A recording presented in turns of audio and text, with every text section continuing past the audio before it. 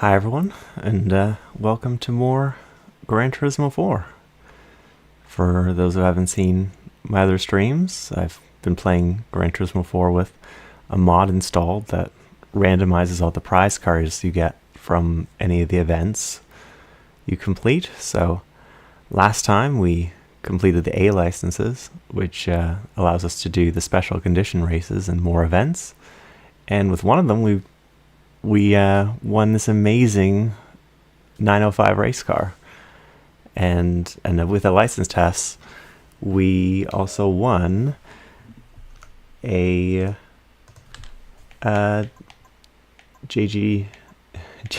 For some reason, I find it so hard. It's a JGTC GTR. It's an interesting combination of letters. For the start, I thought we would maybe continue with the special condition races, and hopefully with them we can win a K car, which we need to finish the beginner hall events. And for the special condition races, I actually did all the first races in the special condition events. So when we do them, we'll just be winning, prize car after prize car as we do each one of these races. So, we'll get a good number of prize cars. Hopefully one of them will be a K car. Hello everyone, to people who are just joining. I'm not really sure which car to use at first, but I don't know if I really want to use the 905 because it's just during the special condition races we actually can't use Bob, but I will definitely put Bob in the 905. We'll find an event for him. We'll see if he can handle it. So I don't know which car to use. I kind of want to use something we haven't used before for these races. They're not too difficult, or at least something we haven't used in a little while. Sure, okay, fine. I will use the 905 for the first race, and then we'll move on to something else. I'm sure that this is just gonna destroy whatever this is going to destroy whatever cars they have, because I'm pretty sure that you just use like quattros, and yeah, literally just a quattro versus a 905 race car. Seems fair. Let me know if the volume is okay.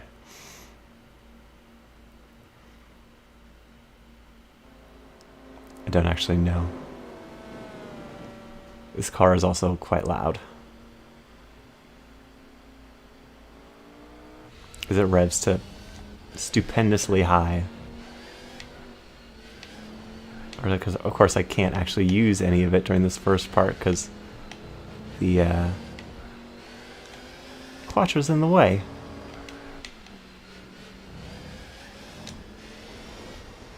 This is more just me trying to not get a penalty.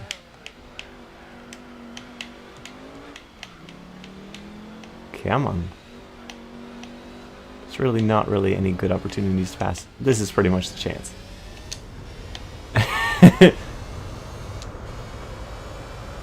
I used to go flying, do this when I was when I was a kid playing this game. I just used to do that, get stupendous air.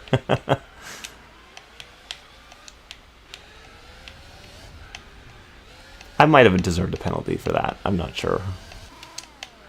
I do like the sparks that come out when, because it's so low. Hello, Accession? Yeah, this, oh, way too late. This car's brakes are good, but not that good.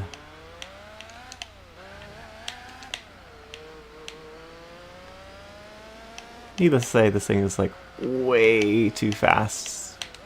Plus, I also don't really know where we're going because I barely remember doing this track.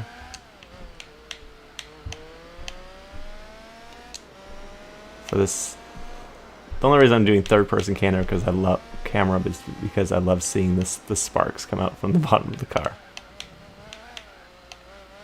I think that's a very nice touch. Or at least you could see them if it didn't say I had a penalty there.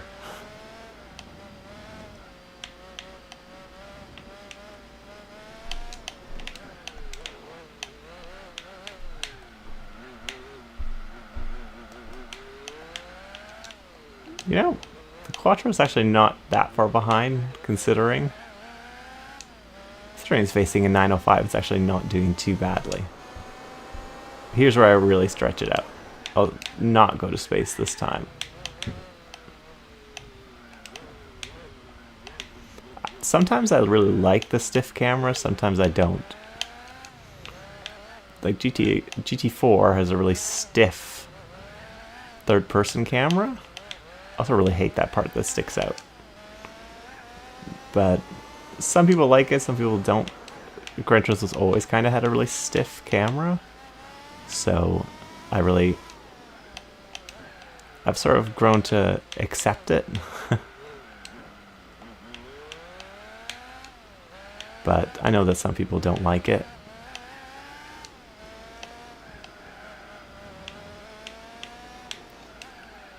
In some of the later games, I would, use the third-person camera because it would let me see more of the racers around me, and therefore, it with the stiff camera, it sort of lets you see exactly how much you're turning, whereas if the camera sort of turns with it, then maybe you can't see as much.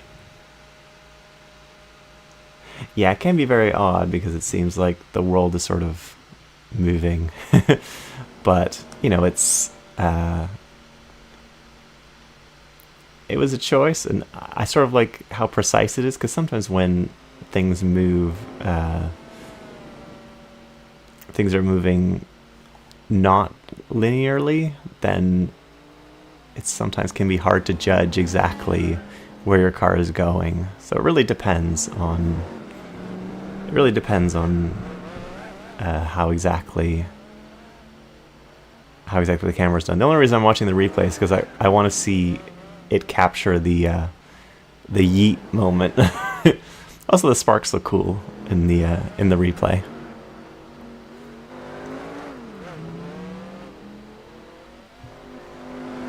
Plus, I just love seeing this amazing race between a 905 and a Quattro, which obviously should be on the same racetrack together. Yeet! Oh, it wasn't as impressive in the replay as I was hoping. But anyway, let's see what we've won. Because I'm hoping for... This is one of the few times I'm hoping for a K car. Okay. Thanks, Janaski. That's very nice. I mean, yeah, it was an interesting track to make. I wanted to do a Forza Kudo race. I wasn't really sure what I should do. So, Group C and Group B were originally meant to race together. Exactly. What will we get? Okay. This is a car I really like. I really love the B4 Blitz, and mostly because of that really awesome spoiler it has with the double humps. So I'm not too fussed. I don't know what we'll use it for. I think there's a boxer event, although I'm not sure this is going to be fast enough. But there might be some Subaru races that we could do at some point. We already have a Subaru, but I like the Subaru better. So it might be useful for something. Okay, we'll use something else in the second race, because it's more fun to use. You know what?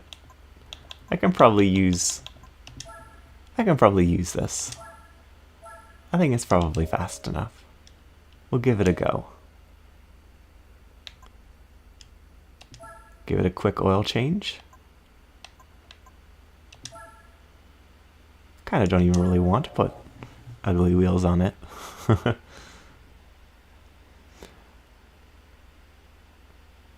But yeah, about the Fort Zancudo track. Yeah, you know, I want to do silly races, but for some reason, when I'm trying to make them, I'm just not quite silly enough. Like I'm still too, I think, a little bit too sensible. If I have like an outside forces, like the army is sort of making the chaos in the race for me, and I don't really have to do anything, then it sort of is more, it's easier for me to do. So this is the creator of Boost Canal. I know it seems strange with the Honda Insight wheels. It seems strange. Yeah, we definitely have to make our own fun on GTA these days.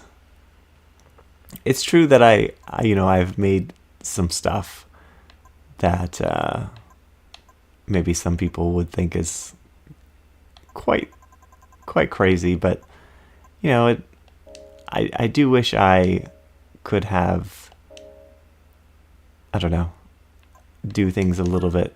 I kind of wanted to tune this up actually beforehand. It might not need it, but it can't hurt.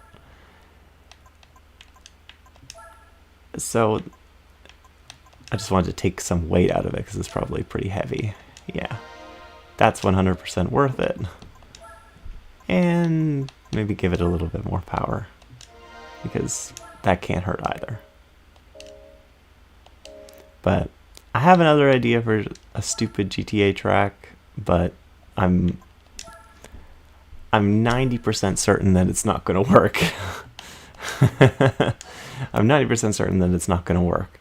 So I will give it a try. I don't know if it will actually succeed. Oh, I forgot to turn off traction control and everything, but oh well. I'll live. But we shall see. I'll have to give it a go. I was creating a track in... There's a few tracks actually that I have. But the only thing is that Alex doesn't really want to do straightforward... Oh god. Straightforward races anymore as much. So even though I wouldn't say it's an entirely straightforward race, I would say it's a not chaotic, but a sort of I don't know.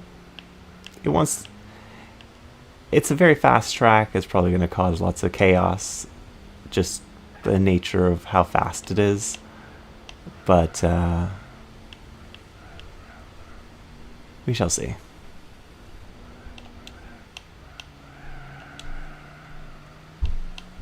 Oh, thank you, Accession. Yeah, that's very kind of you.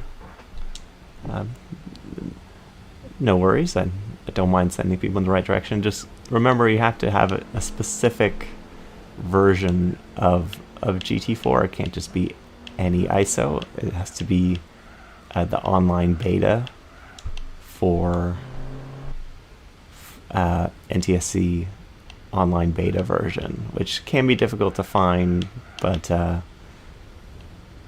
if you have any problems, well, I might be able to help, but it's also, oh wow, the AI just overtook me on the outside. It's partially because of the intrusiveness of the stability control. I think we're gonna get beat by the Audi Quattro.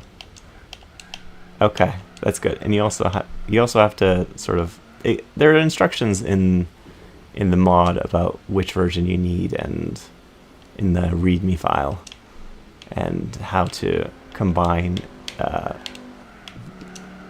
the mod with the ISO. Yeah, I also wish GT7 or any really racing game had games like this. I know, you know, for most racing, this wouldn't be that great, but if you were racing with, you know, maybe like 1 or 2 friends, this would be great fun. Okay, AI, sheesh. Just punting me out of the way. Fortunately, the flat boxer engine is just too much for the Quattro. Hello, Blakey. To see you. I should actually remember how to brake in this first corner. If I do any more races with this car, I definitely have to turn the traction control off because it's making it so much slower. Well, it's mostly the stability control. The stability control is just way too intrusive. I can't believe they thought that having it on all the time was a good idea in this game. Or at least that is defaulted to, you know, every car, even the cars that shouldn't have it in the first place. You haven't missed too much so far. I did the first race and we won this car actually, the B4 Blitzen with the funny wing. And yeah, so that's really all you've missed so far. Haven't put Bob in 905 yet. Yeah, we did. Yeah, I yeeted the 905 on the first race. I guess you missed that too. Just because it's funny. No, I'm just... this car actually sounds pretty good. Like, it sounds like... It sounds vaguely boxer-like. Yeah, the first thing I do is turn it all off, for sure. But sometimes I just forget that it's a thing. Or just, you know, think that it's okay to just go straight into it. And wow, those people on the wall. There were some people standing on that wall. That's like, I wouldn't do that, I have to admit. I would not be the one of the people. I'd maybe sit on it, but even sitting on it is... Yeah, that's pretty dangerous. Any guesses, Chad, of what we're gonna win? We're coming up on... Oh, the Quattro's still keeping me honest. What we might win? Water out there does not look very realistic. Suzuki Alto. I would love a Suzuki Alto. One, because it's absolutely adorable, and it would be incredibly useful for us. PT Cruiser. Chris says Cruiser. Yeah, of course. V12 LMR. That would also be very nice. Full Speedster I wouldn't turn down too. Oh, what was it? I am Dan. Yeah. And then hello, Chris. Yeah, the wildfires out east and west. That's quite bad. Even here, you know, all the wind blows it towards us too. It's really awful for all the people that are there. I definitely sympathize with all the people that are affected by the wildfires. NSX every time. We actually already have an NSX, unlike Alex. Let's see what we get. Ooh, okay. This is like the luxury spec R34, the M spec. I think that's what it is. It's definitely not a bad get for sure.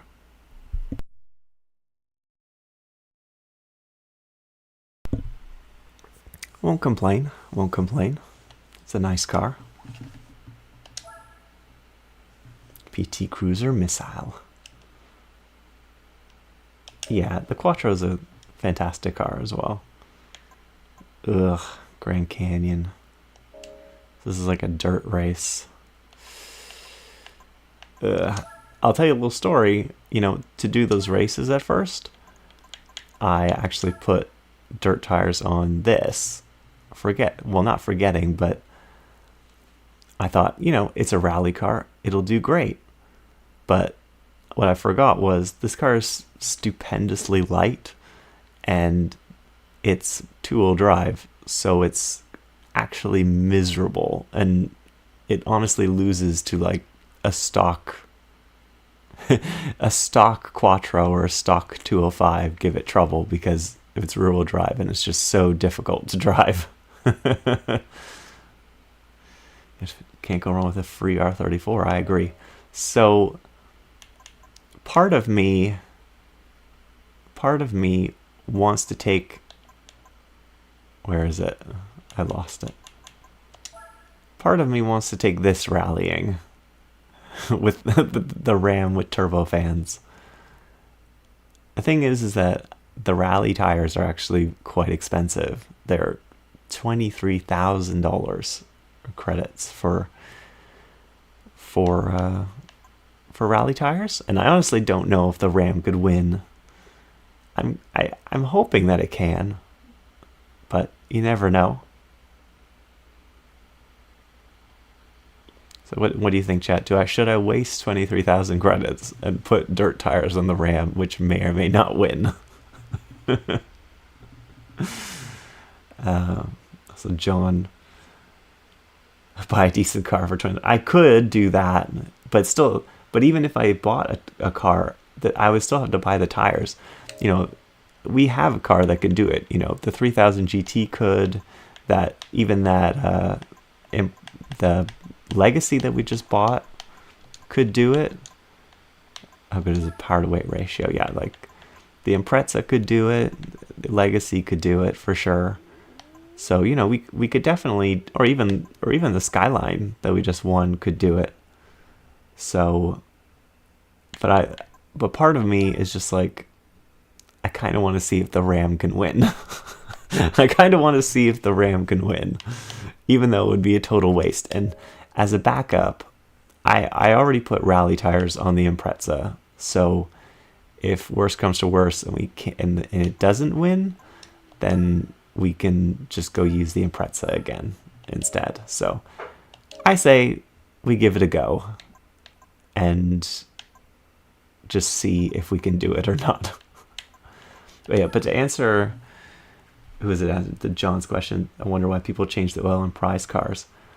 It's the oil changes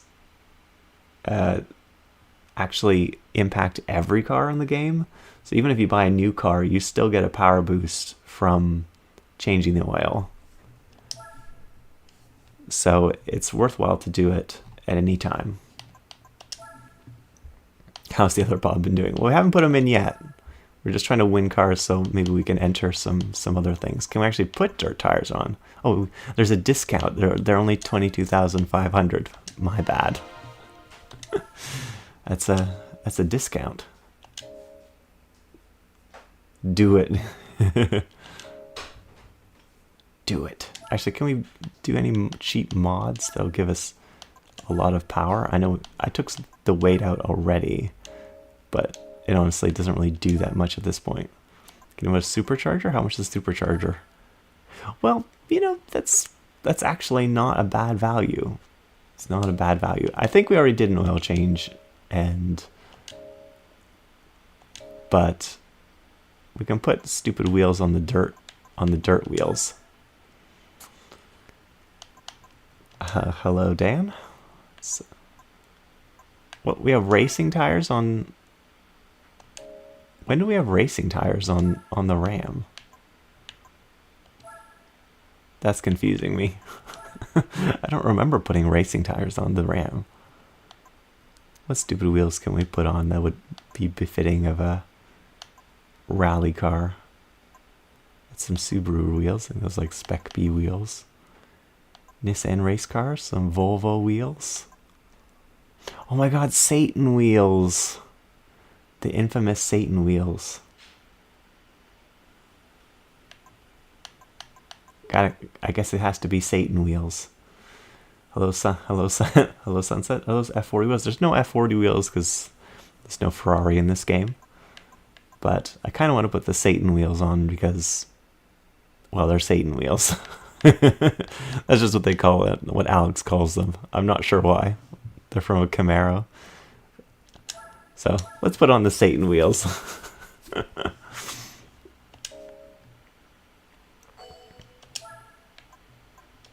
Let's see how the Ram fares. If it can't do, if it's obvious it can't do it, then I might just put the supercharger on. I am on the East Coast, yes. Well, not the East Coast. I'm sort of in the middle.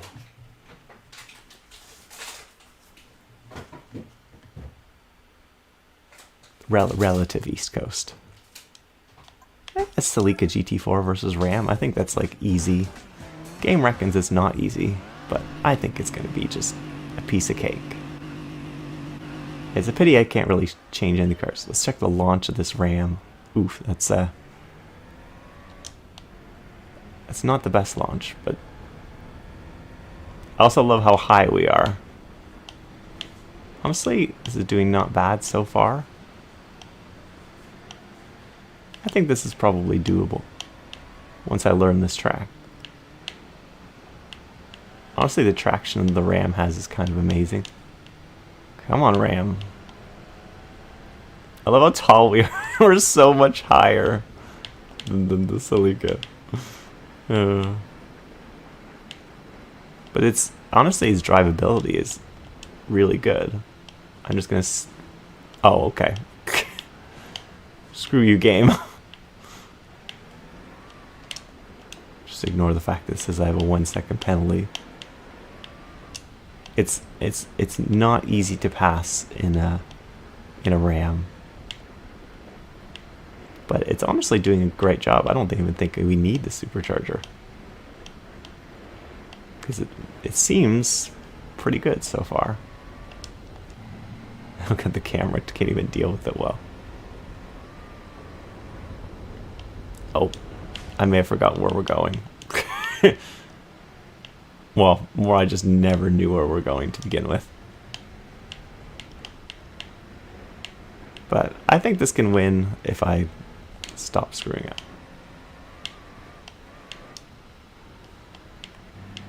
Unfortunately, second gear is also stupendously tall. But in terms of the way it drives, it actually drives quite well for being a huge truck. I know that also you can sort of wall ride some of these corners if you just get the angle right.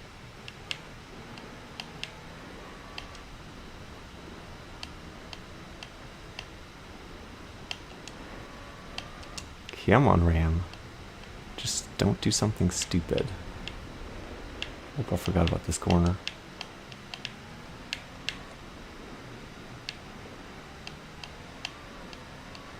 As we all know, a Ram with a Hemi is just about as fast as a GT4 Celica. Ah, that was my bad. I keep forgetting where the course goes. Well, I say forgetting. I've never done this course. Well, I haven't done it for years, and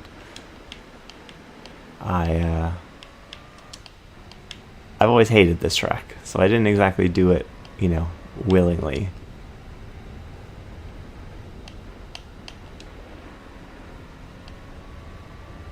Because there was never an occasion when I actually wanted to do this race. So I think I probably lost it already, unfortunately. So I might restart it. Because, well, I don't know. If we don't catch it by the straight here, then I will just restart it, because then I don't think we have a chance at catching it, unfortunately.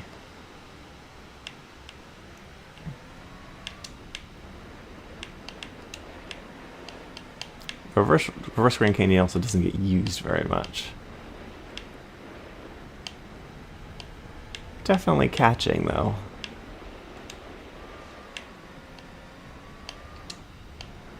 Hopefully I can catch a little bit through this straight, although the Ram's speed doesn't seem to be super great. Or at least it doesn't seem to be any better than...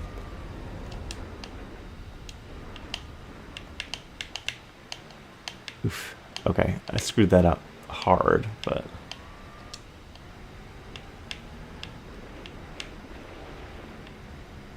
I keep thinking I'm gonna be better, and then I'm just not.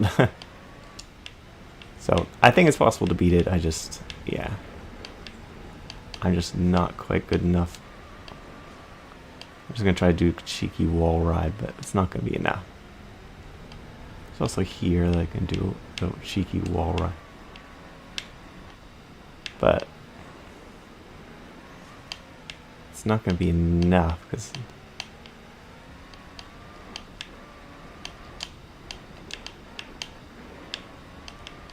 well, maybe if I wall ride something else, but again, I forgot about this corner. Should have wall rid this.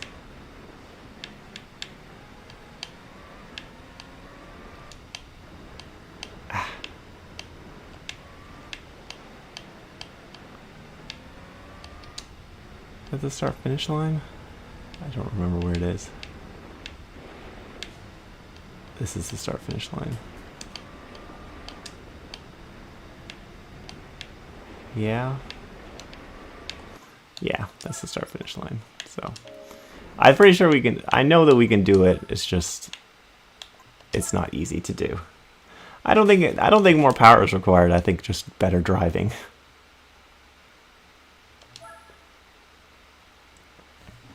Reverse is definitely a lot slower. It feels a lot different. I haven't won any K car yet, so or I beat that spectator. Anyway, I know that we can do it with the Ram, or at least I'm pretty sure if we can avoid getting a penalty going past.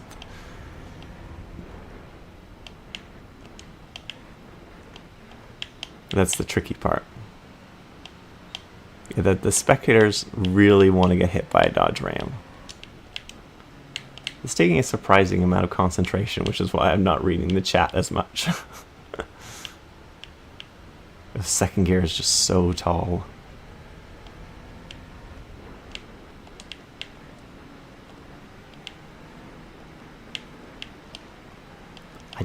Yeah, I hate this truck. Oh, really? You're going to give me a penalty for that? Well, for that, I'm just going to ram you into the wall. I mean, it worked, I guess.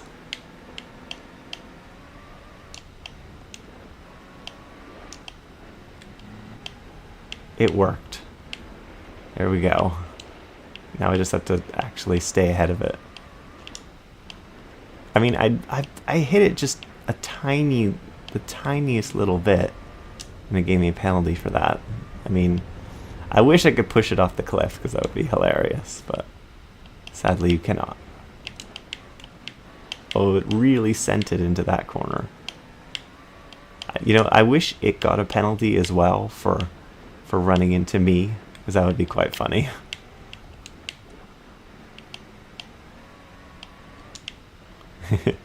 But I know that they would, you know, never enforce such a thing, because it's ridiculous. Imagine that the computer getting a penalty for hitting the player.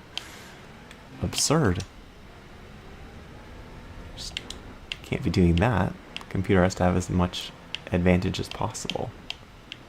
But to be honest, you know, I don't actually mind doing the race this way, because at least this is more entertaining. This is way more intense and entertaining than to do it just, you know, in a super powered rally car. Hey, we're dropping him. So this is way more exciting to do it in something that's not really made for it. Just seeing if it can. And the background looks surprisingly good. Like the spectators and everything, I mean, they look really high resolution. And you know, and obviously I'm running in 3 times. I probably could run it even higher. I could probably run it maybe 4 times resolution. But it looks quite good. Only use the handbrake. Yeah, I mean, you can do that. I just don't particularly like. I mean, I certainly use the handbrake sometimes, but I don't particularly love using it for these. I do. The camera of people running out onto the track is probably the best part about this track. But the running in high resolution has definitely helped making it look as good as it does, for sure.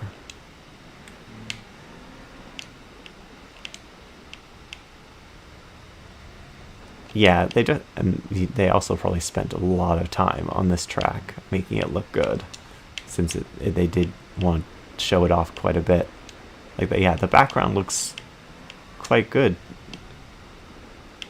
so it's definitely speaks to how much time and care they spent in making this game. It's definitely, we're playing it so many years later, so it's kind of a testament to how great it was to start with. So I'm definitely still having fun playing it.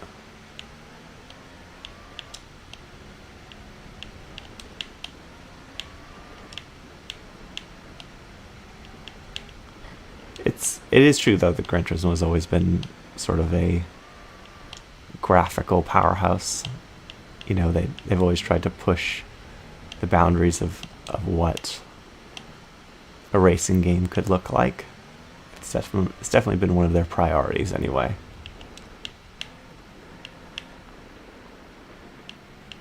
So I appreciate all the effort that they put. It is funny that the fours in the series were both the best, even though they didn't come out at the same time. But it's interesting that the fourth one in each series is so highly regarded.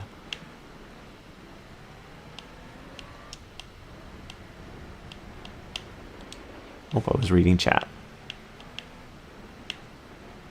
Lucky I didn't get a penalty from that.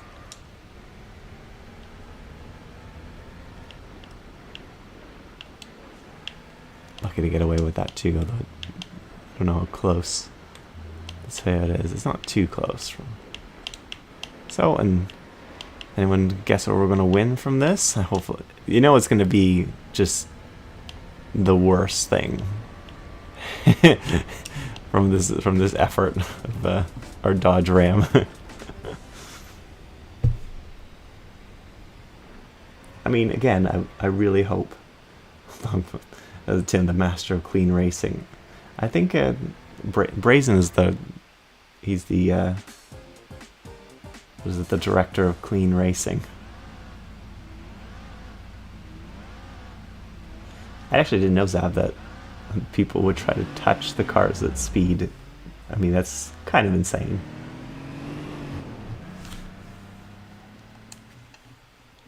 Oh, there's Noodle Brain. Hello, Noodle Brain. A third different stream of this mod I've watched from a third different stream. But yeah, this is surprisingly popular. Gran Turismo 4. Brazen's just arrived to here. You're just into clean racing. The lemon just, yeah, loves some clean racing. So let's see what we win. Yeah, the rims look tiny. This is the dirt. The dirt tires make the rims even smaller. Ooh, okay. I'm not disappointed by that. There are definitely some US events that we can enter. I don't think we really had any American cars yet, so this will definitely be useful for some of those events. Plus, I have to admit, I really like the look of the GTO. I've won a house. Yes, exactly. I've definitely. Sunset asked if there's any fires going on where I am. No, thankfully there aren't. But Canadians stick together. Oh yeah, I now have 2 GTOs. Oh yeah, I forgot we have the original. We have the Holden. I guess I just completely forgot that it's technically American. It's not included as being Australian. Ooh, we have some ice next. I don't know if I want to put ice tires on the Ram yet. This is tarmac. You know what? Let's just slap some ice. Let's slap some ice wheels on this baby. It's so good. The Ram is just the best. It literally could not be better.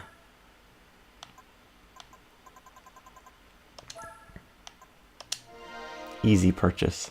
I think actually the the Satan wheels applies to both the snow and the dirt wheels. I'm not sure. Oh no, they get included as their own tab. Interesting. Interesting. As we can see if we can find anything interesting. We put some steelies on it. Or we can put PT Cruiser wheels on the Ram. Honestly, I don't think anything. We could put Subaru like 22B wheels on.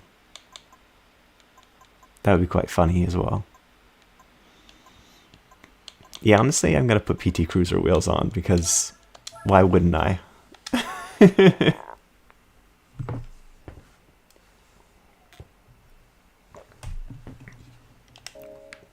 Who doesn't want PT Cruiser wheels on? It bodes well. Ice Arena is pretty short. So we shall see if the Ram can manage it. The Champagne Ram is all anyone needs. It is. With the Dodge Ram versus a Delta. This could be tough. This could be tough, I'm not gonna lie. I kind of... Supercharger might be necessary. Although, to be fair, we did get a great jump. Oh, that was not very nice. Damn it, game. The only reason I'm even thought about putting the tires on the Ram is just because the Ram handles so nicely. Like off-road, it actually drives really nicely.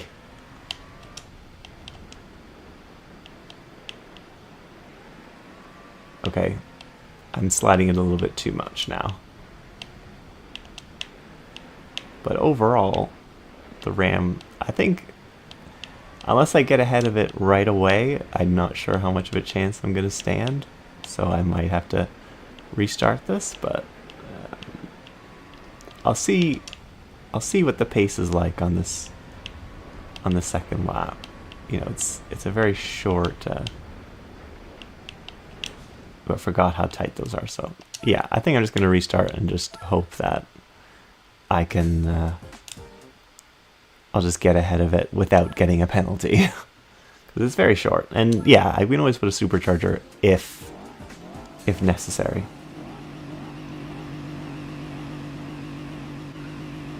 It's asking for trouble. Yeah, PT Cruiser has something decent about it. People laugh at the PT Cruiser, but it was actually really well regarded. Oh, this time I muscled it. Oh, it gave me a penalty anyway. Ugh, game, bastard. I really thought I was going to get away without doing it, without getting a penalty that time. Use the power of the Ram. The Ram is mighty. I'm trying to. There we go. Oh, it gave me a little speed boost. That's helpful. Thanks, Delta. I feel like, you know, the Ram is just doing what comes naturally, I think. You know, it's just what it knows best.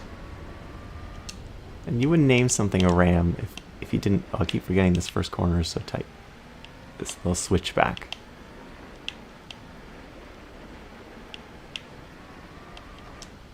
I mean, the Ram is legitimately as fast as a Delta. So keep that in mind, everyone. It didn't like that I had said that. It's just a Dodge Ram pickup truck is, yeah, it's roughly as quick as a Delta. And I won't hear otherwise. Now I'm just driving really cowardly, as I want to keep it behind me, even though it's bullying me quite hard. But I think we can drop it towards the line, yeah. Easy win versus a Delta. I forgot to ask what people were guess Guess what we're gonna get? Burnout mode engage, exactly. There's no rules in ice racing. Look at, it's just, I mean he turned in on me there, and it was pretty rude. So you know it's perfectly understandable why I had to do what I did. Volvo estate. There is actually one Volvo estate in that's pretty damning. Maybe, possibly. It's completely just 100% fair racing.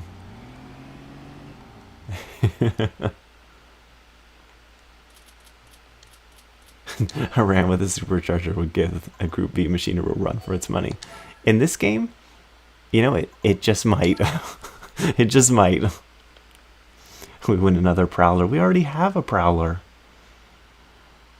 I mean, I wouldn't turn down a Delta. It's surprising we haven't got any K cars, though.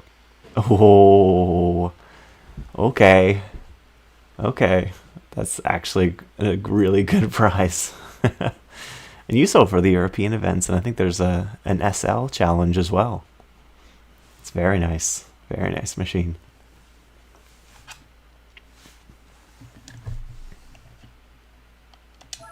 Clarkson Mobile. It is a very, very good car. That's for sure. To some French rallying next. Hopefully it doesn't give us another Delta.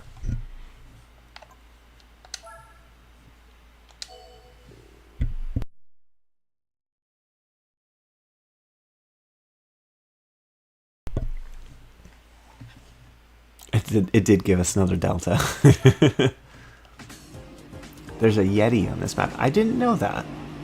I didn't know that, Bob. I didn't know that there was a... If there is, I've never seen it. Oh. Immediate penalty. Because, you know, I'm just so good.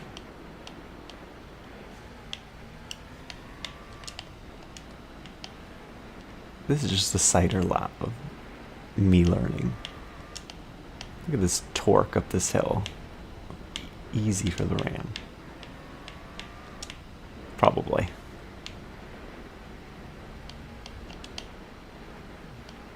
I think we can win this legit. We can get this back on this lap, I think, if I drive okay. Which I seem to be driving okay so far.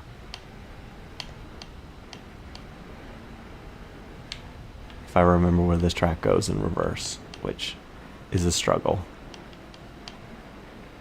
We'll probably get it back on the tarmac. Sadly, Skoda is not in this game. Skoda doesn't seem to appear in a lot of games, which is unfortunate. I know there are a lot of Skoda fans out there, and it would be nice if they were represented more in games, I guess. I don't know. Maybe just because it's, you know, the budget sort of brand, they don't really want to promote it, or I don't know. It's definitely, it seems to be a conscious choice that Skoda doesn't get included.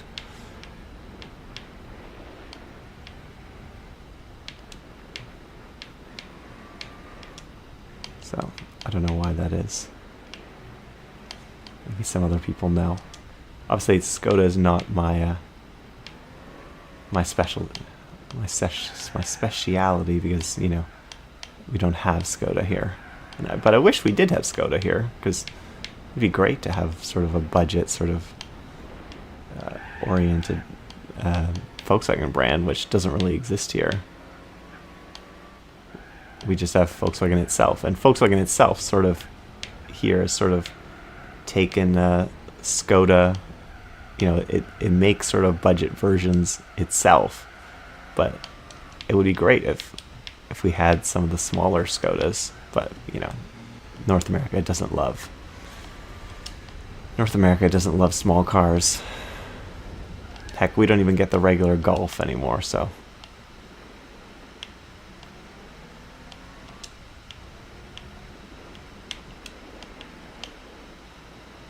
I'm actually gonna spin out in the ramp.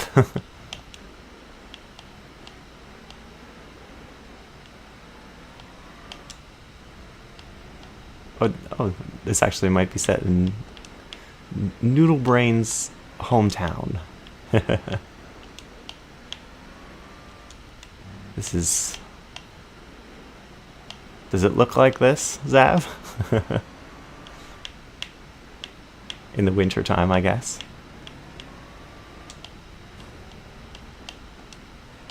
I mean, just gotta hurry up from the Evo.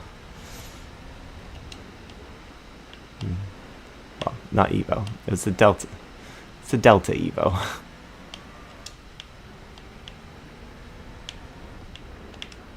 Yeah, this is... I don't know if it was a good idea to take something that requires so much concentration. I'm honestly going to look forward to Bob driving the 905 later, just so that I can read chat and not concentrate so hard on trying to win this race in a Dodge Ram. Dodge Ram's small car. It's a very petite car. So small. I'll have to look for that Yeti. If I can actually hear it.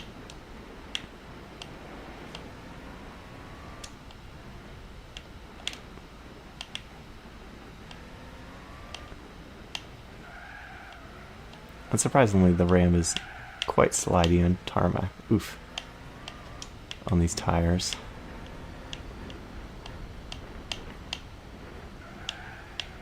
Oof. It is, the Ram is not easy to handle, I'll tell you that much. It's taking a lot of concentration, more than I thought. This is taking a lot more concentration than I thought.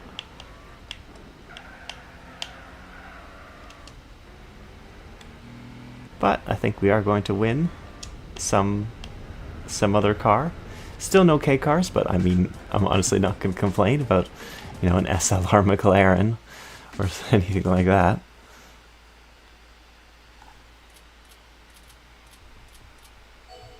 Was it Caleb asked about hatchbacks?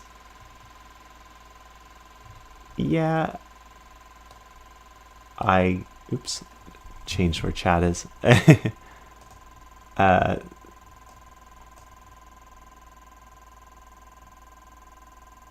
lost where I was in there. Skoda was a joke brand? I honestly didn't know that. Caleb asked, can you buy any hatchbacks in North America? Not many. There are not many hatchbacks that are left in North America beyond, like, there's obviously the GTI and the Golf R, but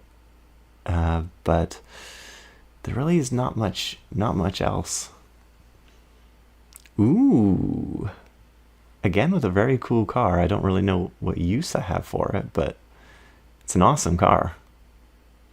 I honestly can't complain about the variety. The variety has been kind of amazing.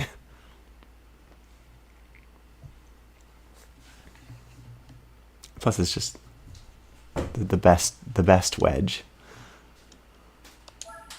You're gonna guess that, Blakey. Well, you should have saved it for this time. Cheese wedge. What do we have next?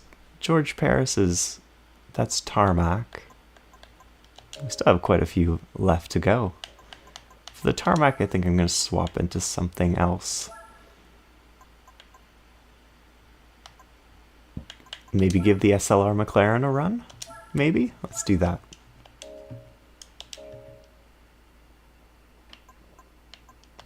Let's give the supercharger whine a go on the tarmac. It'll greatly outclass anything that it's racing against, but you know, we didn't do the 70s Japanese Fest, I don't think, so it could be. They really love giving us the Delta.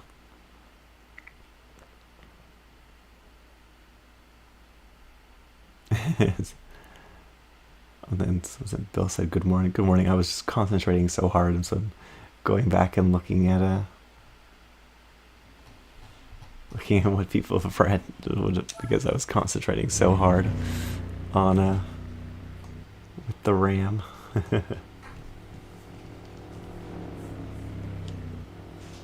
But yeah, more France is happening. I think this car sounds different than I recall. They, I remember them saying that they changed some of the that flappy wing time. Well, they actually changed the gearing as well because it's an automatic, so it actually sort of slurs its shifts like an automatic would.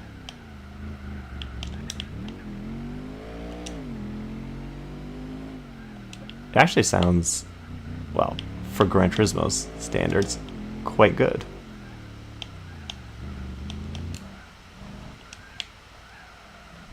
Like, it sounds pretty, like, from inside you can really hear that supercharger.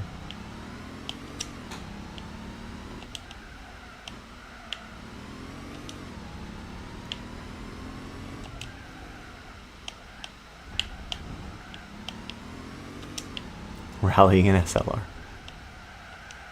Yeah, Targa Newfoundland is really, really cool. I've seen some things that, like, sort of documentaries about the Targa Newfoundland, and it's seems like a really, really cool event to do. I haven't seen anything about it lately, but I hope that it still goes on.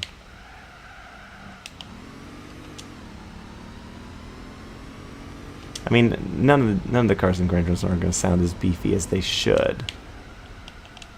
But in terms of Gran Turismo, this is actually probably one of the better sounds I've heard.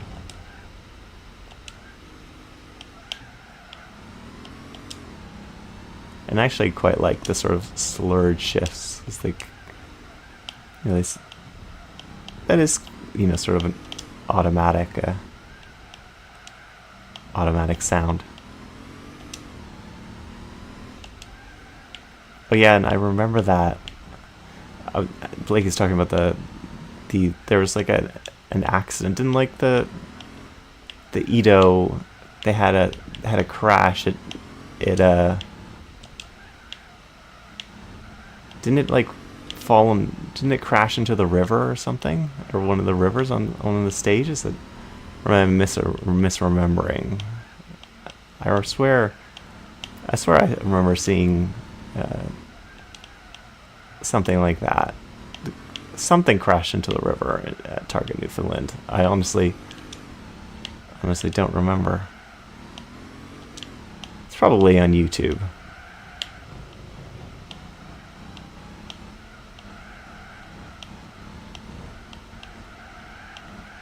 It drove into the bay. Yeah, I think it's like a river or something. Yeah. This race was so short I didn't have a chance to ask what people would win, but Motors TV. I haven't turned off burnout mode yet. Yeah, well, you know. Hello, tie-dye racing. Good to see you. Oh wow, it was also salt. The Enzo ended up in the water, and it was salt water as well. That's painful.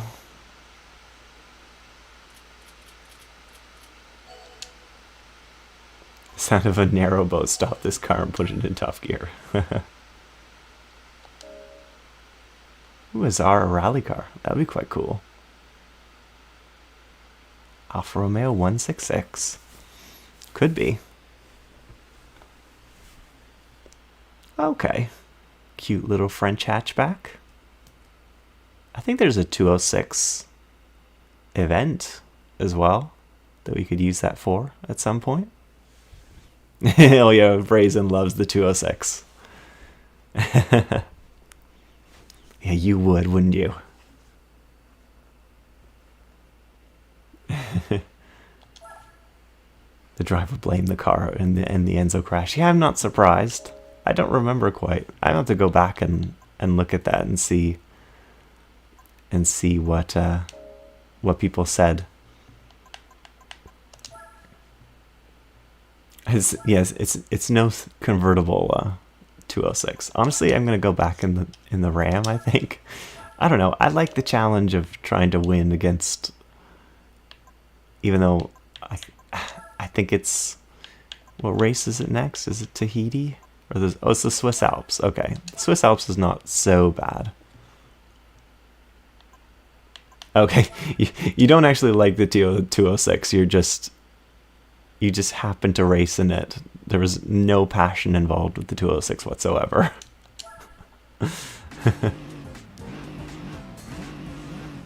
The WRC version of the 206 is quite cool. Oh, we have a Focus this time. That's interesting. I think it automatically changes you to dirt tires. Oh wow, it's such a good launch, it just... Goodbye, Focus. See ya. The Ram is just a superior racing machine.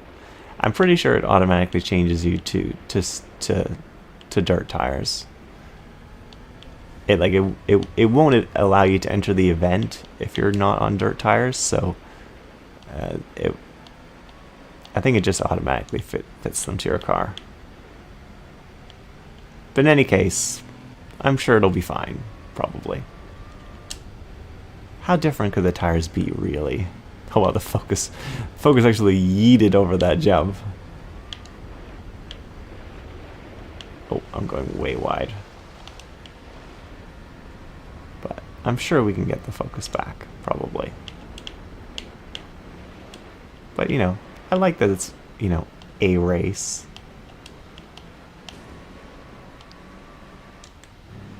Clean racing, as always.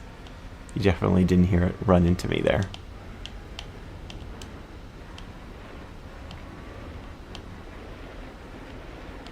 You're just near to all the tracks in GT4, I guess. I've never really understood this track, to be honest. It's so, you know, open and flat and stuff. I can't really see what this track is really trying to emulate.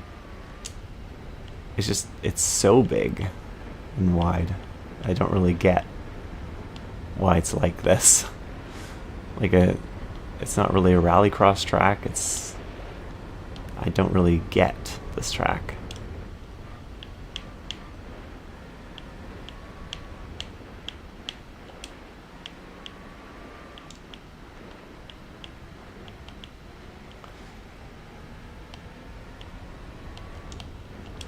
Caleb says, so the ability to automatically change dirt tires in GT4, but decided not to bother in GT7. Yeah, that sounds about right. Well, the Focus is very good through that section.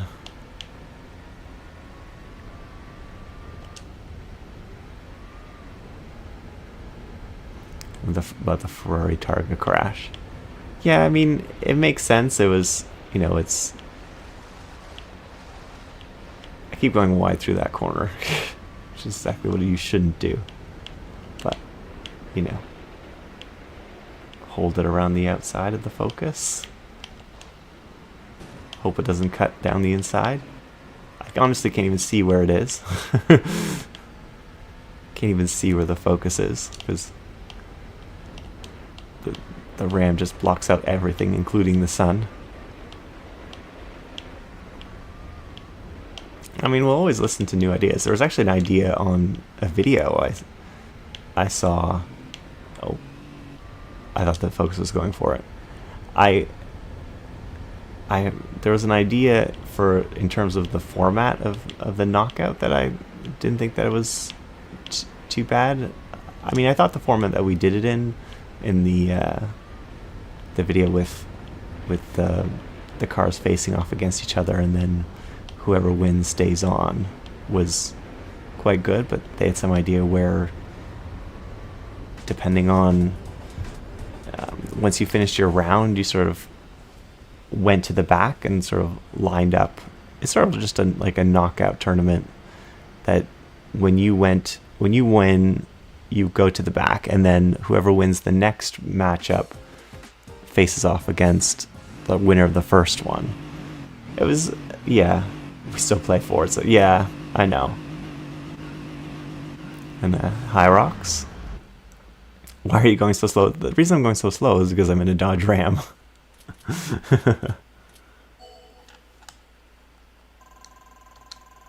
Eclipse is the car that blocks out the sun. Yeah, Forza is kind of a little bit dead. Going to get a cappuccino. I would love a cappuccino. Hello, Kyle. It would be very nice to get a cappuccino. It'd be sad if I did all these races without getting a cake car. Aw. Cute little Civic with huge US bumpers. It says you are on snow tires, you haven't got demon wheels. Well, the snow tires were fine on dirt, so I guess I won't complain.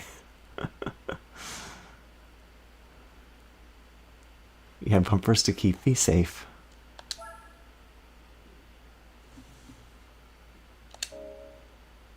I don't think there's any more snow races, so I will check in. Tahiti. This is my second least favorite. Grand Canyon is the least, and Tahiti Maze is definitely the second least. In fact, I might even put this even higher. This might be my least favorite. I forgot where the tires actually are. Oh no, it says I'm on dirt. Okay.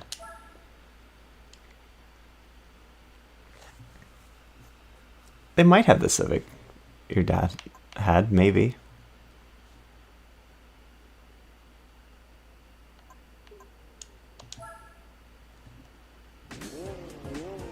Is Tahiti big enough to fit Dodge Ram? I don't know, it might sink the island. Tahiti's definitely technically France again.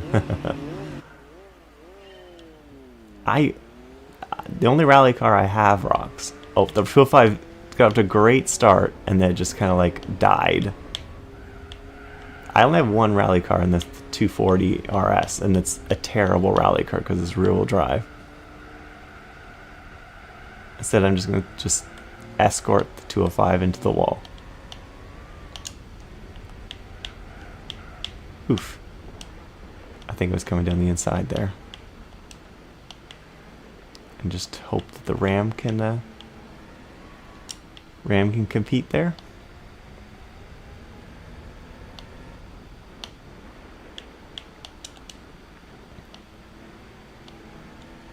I like that actually each track actually has, it's a better ride. It's honestly worse than the Ram.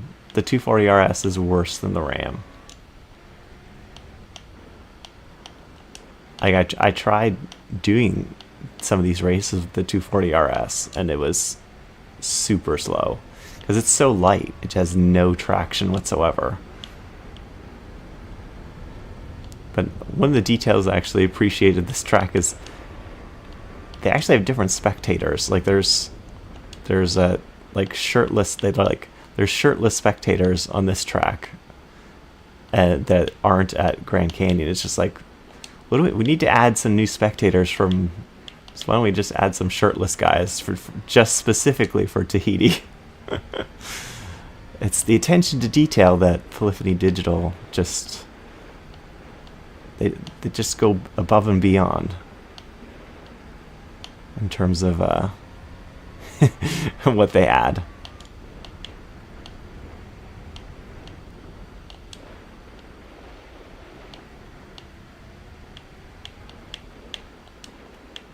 Do I have a touring car yet? I don't have a K car. I'm doing these partially because I really want a K car. A better rally car would really do me good as well for the rallies later. Honestly, we're kind of thrashing the 205 in the Ram. I'm kind of surprised, even though I completely hate this track. The 205 just can't quite keep up with the...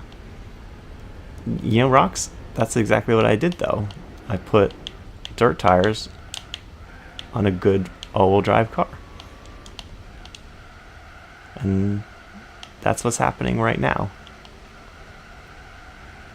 This is... I don't know what you're talking about. This is by far the most powerful Ram it's by far the most powerful all-wheel drive car I have, I think. So it must be the best. Heck, if I put the supercharger on it, probably would have the best power to weight ratio as well. If I was being driven by Paul Dallalana. Didn't he retire this year? He did. He retired like halfway through the season, which was really surprising. And Paul Dallalana is a endurance car driver. He's a Canadian as well. And he wasn't the quickest, but I admire his, enthusiasm for the sport for sure. He would usually bin it as well. Oh, don't hit the wall. I know I suck. I'm just the worst. Canadians just can't drive. I know, tell me about it.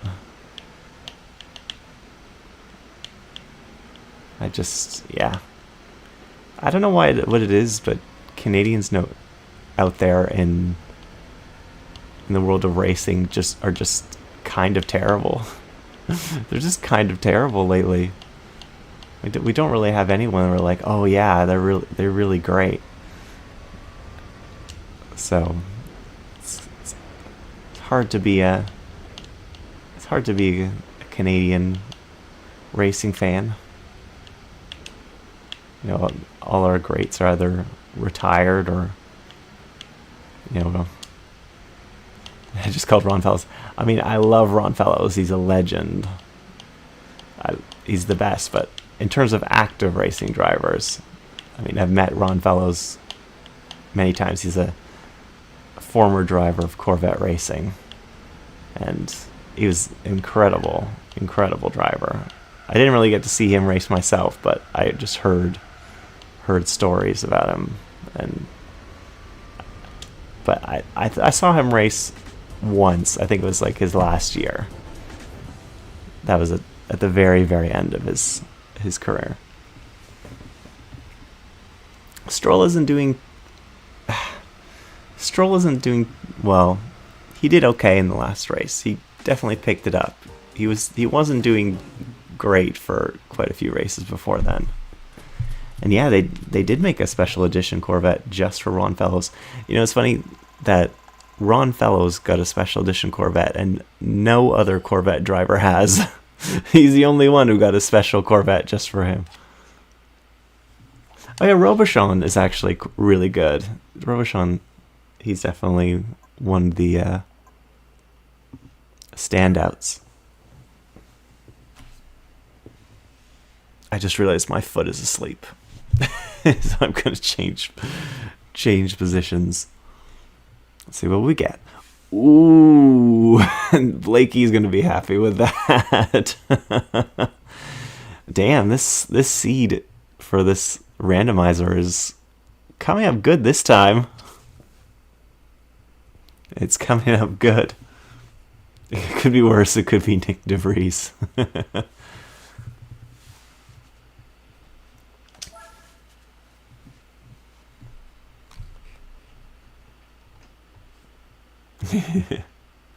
Yeah, Jacques Villeneuve is yeah. So Zav said the worst GT4 track is Hong Kong. Yeah, Hong Kong is also pretty terrible. Yeah, it started off slow. It started off slow in terms of how good the cars were, but it's definitely coming good now. Also, I just realized how terrible that quote is. Ew, a Ram. But the Ram is doing so good, and it's...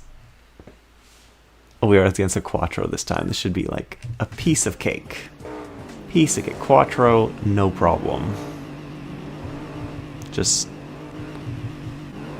absolutely... Actually, I think pretty sure it's still on dirt tires. The Satan wheels indicate dirt tires. It is ugly, but I kind of like the challenge of trying to win in a Dodge Ram. It's just excuse me, it's just enjoyable.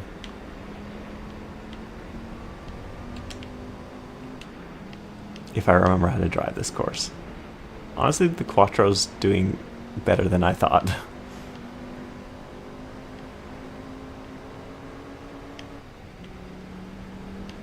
Do this over-under maneuver. It's going to turn in on me and give me a penalty. Of course it is.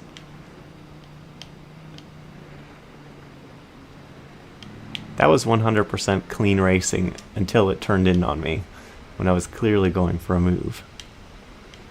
That was their fault. The FIA did not need to get involved. It's not ugly, it's contemporary and champagne. It's sophisticated. The color is just very sophisticated. I don't remember where this track goes here. Oh, this is the one with the tarmac. Okay.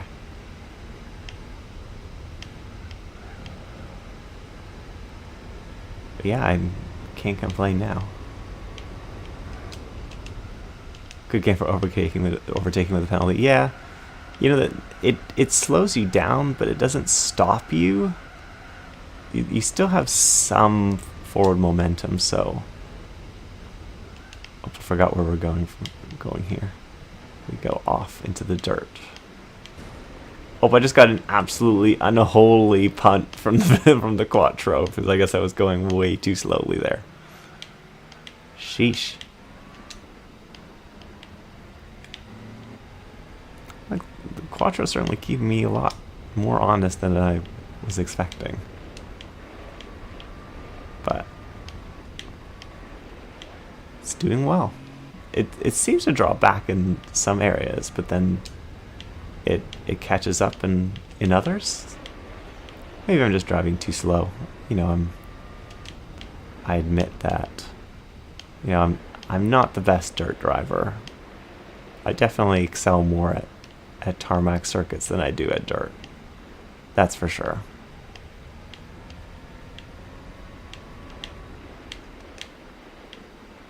Don't go too wide here, like I just did. Do a little drift. We're still quite good. Also, I love how short these races are. That's great. You know, there's just a rapid fire. And again, still no K cars. You know, I'm getting everything but the thing that I need to complete the beginner haul. But, you know, there's so many more things that I can do with the cars that I have. Sadly, talking to Blakey in terms of changing the drivetrain, it depends on the car. Sometimes you can change the drivetrains in Beam. It depends on what it is.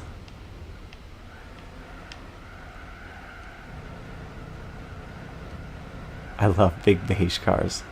I mean, yeah, big beige cars are definitely a 70s car thing. Yeah, I really like beige cars. So, although the beige of the Ram it's certainly a color to choose. I can't remember ever seeing one in this color. Yeah, ask Blakey everything about Beam. I'm sure he knows the answer to everything.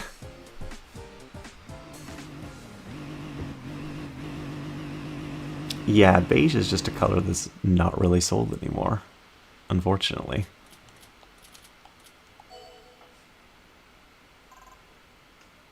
A Minolta. I wouldn't turn down a Minolta, that's for sure.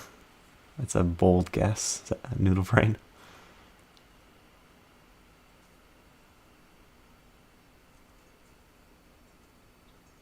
Ooh, that's a fantastic, damn, we're getting some good cars this time. Sheesh. These races are coming up good in terms of cars. I can't complain. Sheesh. That is a very, very good looking car. It's not an Auto Sam.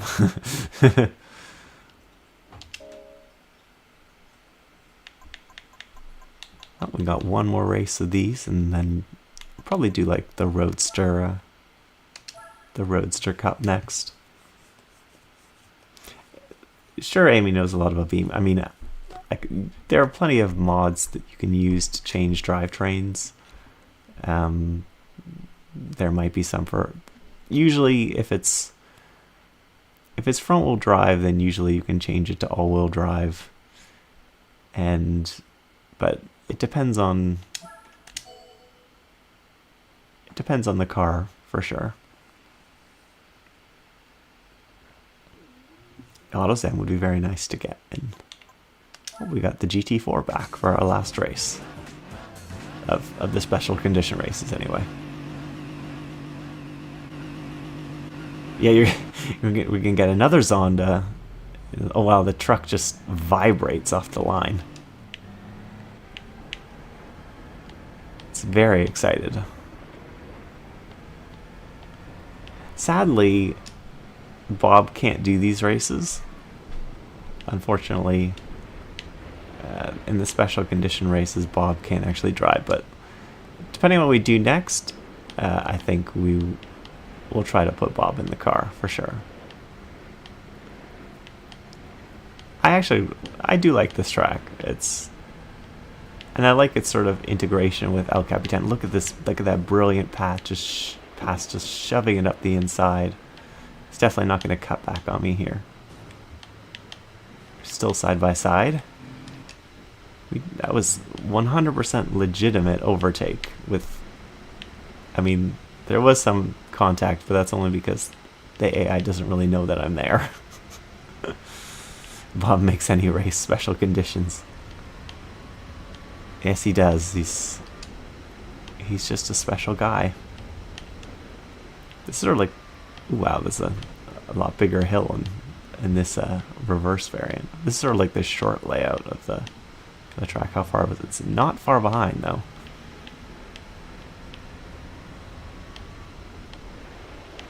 It does kind of look like a pirate sword. I know what you mean.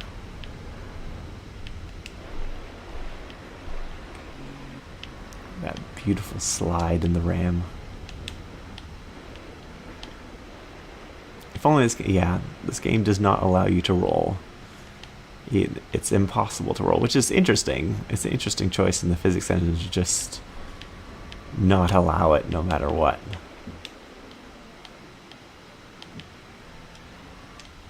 And maybe it was a little bit too slow through there, but hopefully we're still a good distance behind. I don't think we have anything to worry about from the Toyota. Someone trying to draw Italy from memory. I don't know what map of Italy you've seen. It doesn't look like any Italy that I've ever seen.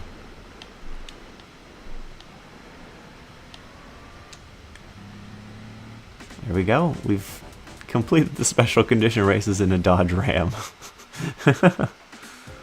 A monkey reaching a Honda Lifestep van.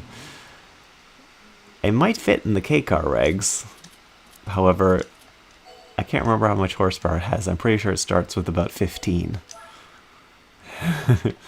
Honestly, I wouldn't turn down the midget because the midget would at least be a K-car and I could probably use it, I think. People are going to say, what are you doing, step van, every time? Hey, we finally got a K-car. It's a cute little box. The Wagon R RR.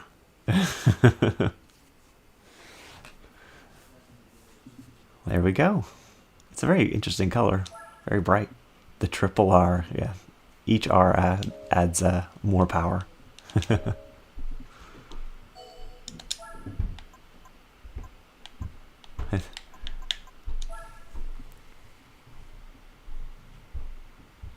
A K car, yeah. I mean, it got us just in time with that K car, which I think we will probably drive right away.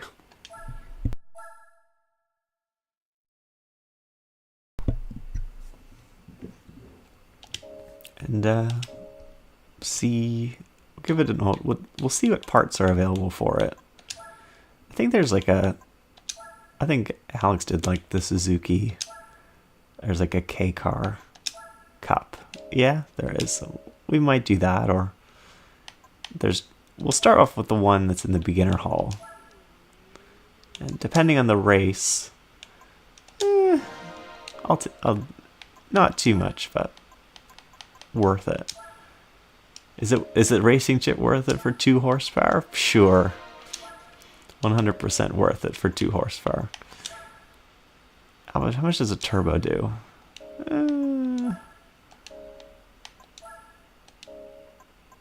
It's not doing a lot.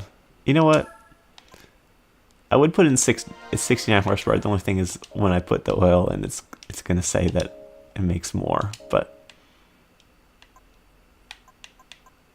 I kind of also like the X wheels. It can be used as a wardrobe. Ah yes, the Wagon R. The pirate's choice of the K cars.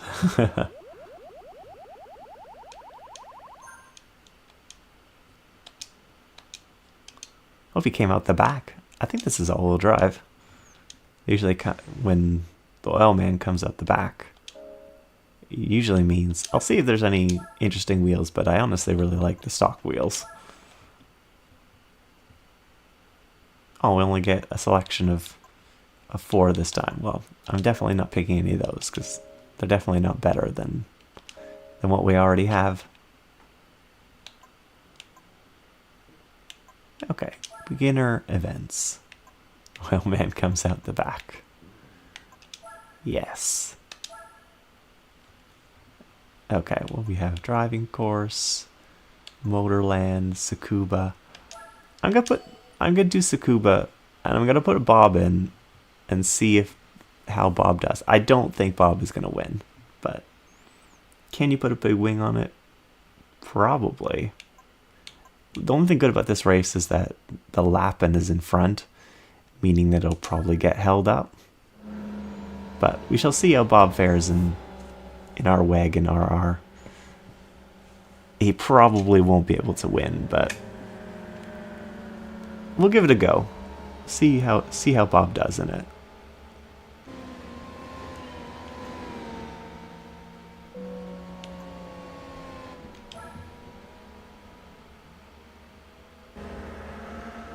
It's going for the over-under overtake, maybe? This is not encouraging so far. Yeah, the beginner course definitely has the greatest cheese strategy. Oh, the beat has pushed by the Lapin Turbo, which is not good for... Oh, Bob. Oh, Bob. Just please get by the K-Works. Go around the outside, maybe? Hey, that's not bad, not bad. It might get 2 there. The Lapin is also really slow. The only thing is, I don't think this is as fast as a Honda Beat. And yeah, the Beat's already, like, gone. So, I don't think Bob really has a chance here. Sadly, I think we're gonna have to... bail because it's getting out-dragged by the K-Works. I think we're gonna have to bail, Bob. I'm sorry. There's no point doing it because you are just not as quick as... I think I'm gonna have to drive it. I think the K-Works is just... Or it's not the K-Works, the Wagon RR is just... I think Bob doesn't have as much a car advantage as he needs. It's the car, not Bob. Yeah, let's blame the car.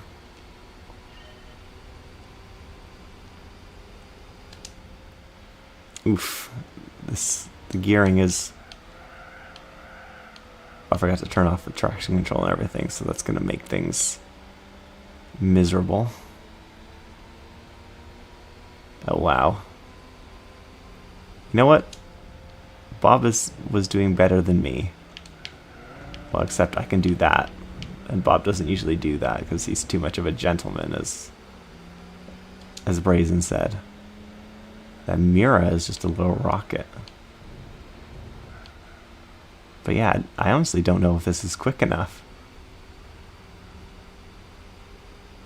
The Lappin is quite cute. I keep forgetting to turn clamping on.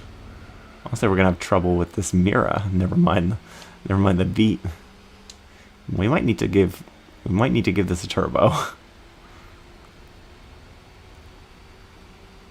I'm not sure that it's quite fast enough in the. So you know what? I'm not blaming Bob, because as it turns out, this is just too slow. Or well, the stability control is not helping, but it's just not quick enough, I don't think, to win this. Unfortunately. I'm not saying you don't need a big turbo, but we need a big turbo, even though we're going to lose our 69 horsepower. I mean, I'm going to turn off the stability control and everything, but I don't think it's going to give us enough to win. Bob is perfect, is what you're saying. Yes, Bob is perfect. So in this case, I forgive you, Bob. I'm going to blame the car.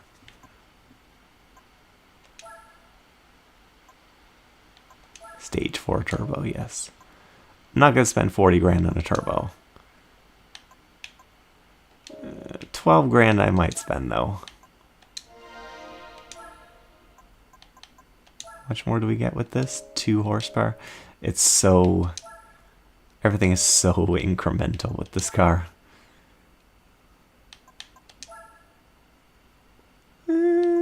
You know what? I will, for 100 horsepower exactly, I'll put the racing exhaust so it's stupendously loud. Gearbox, I'll at least put the flywheel in. I don't know if I won't do the full gearbox because the gearbox is quite expensive. What was it? It was like 10 grand, right? Yeah. I won't put the gearbox in. I mean, the very fact that it has more power should make it, you know, better. I'll load Sakub up again and see. I'll see what what competitors we get. Depending on what we get. Oh, maybe put Bob in. Oof, there's an Auto Zam, a Cappuccino. Yeah, I think this is going to be one for me. That is some rough competition right there.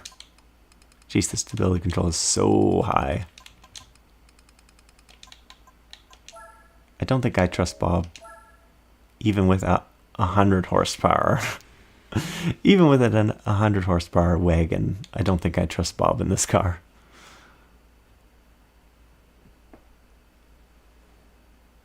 I mean, I do think the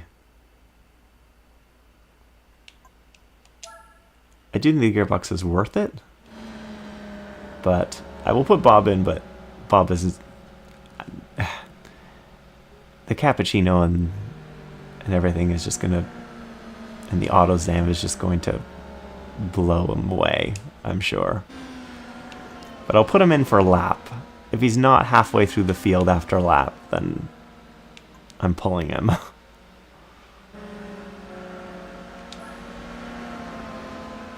Overtake on, come on.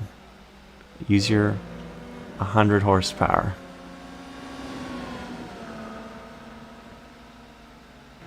Please get by this box. You just let the other guy back by. Oh dear. Oh dear, Bob. Please.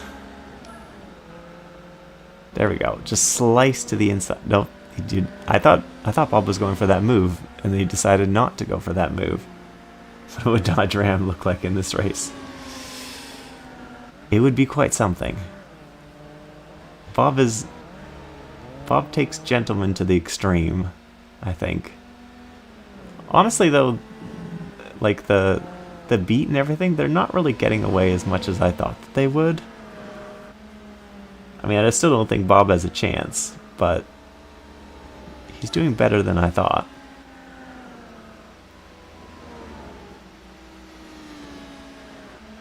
I'm gonna see if he can catch these front four.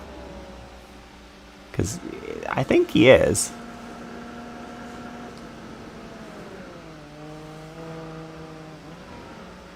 I mean, I think he is catching them. I just don't think he's going to have enough time to overtake them all. Okay, go for like a dive on the cappuccino here. Do it, Bob. Dive. Nope, that was not a dive. That was just letting the cappuccino go.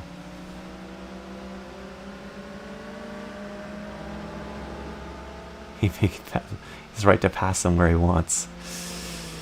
The thing is that he's not passing them at all. He's just, oh, here he's going to go for moving the cappuccino. Nope, he got totally cut off.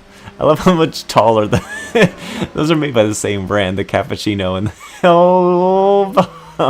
that was some clean racing approved right there. Just driving into the side of the cappuccino. Go for a pass on the beat. Come on. Into this corner. You know what? Bob might do this, actually. If he can get by the beat early on in this lap, he might have a chance. Bob doesn't like coffee. Just throw it down the inside here, Bob, or something. He's doing it. He's throwing it down the inside. But he's going way, way, way, way, way wide, and the beat's going to get him on the exit. He's pulling it out, though. He's pulling it out. That was aggressive, but necessary, Bob. He's really slow into this corner. Come on, Bob. We can beat the AZ1. I believe in you. What? It's not a Daihatsu move, but it was indeed an incredible maneuver right there. That was... Okay, Bob, we can go for an overtake on the AZ1 here. Throw it down the inside. He's doing it! Oh, what? The AZ1's trying to get him on the exit, but he can't do it. Bob, I'm gonna turn you down to just fast, but you know what? I didn't think that you could do this, Bob, but you actually did it. Yeah, go Bob. That was actually a surprisingly good race. I'm actually impressed. I'm actually impressed by Bob. That was legitimately a great race. Yeah. It was just... Yeah, it was a surprisingly great race by Bob there. I was never worried. Sure. Honestly, it just makes me want to put him in for the other races, but I don't think... I'm not sure. Motorland Beginner, I don't think he could do it, but honestly, I'm just kind of curious if he can do any of these races, because... it's just fun to watch Bob race.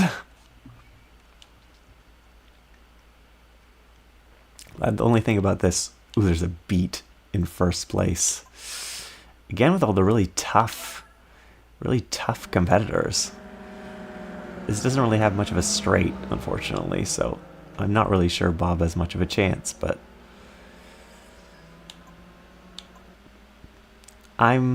yeah.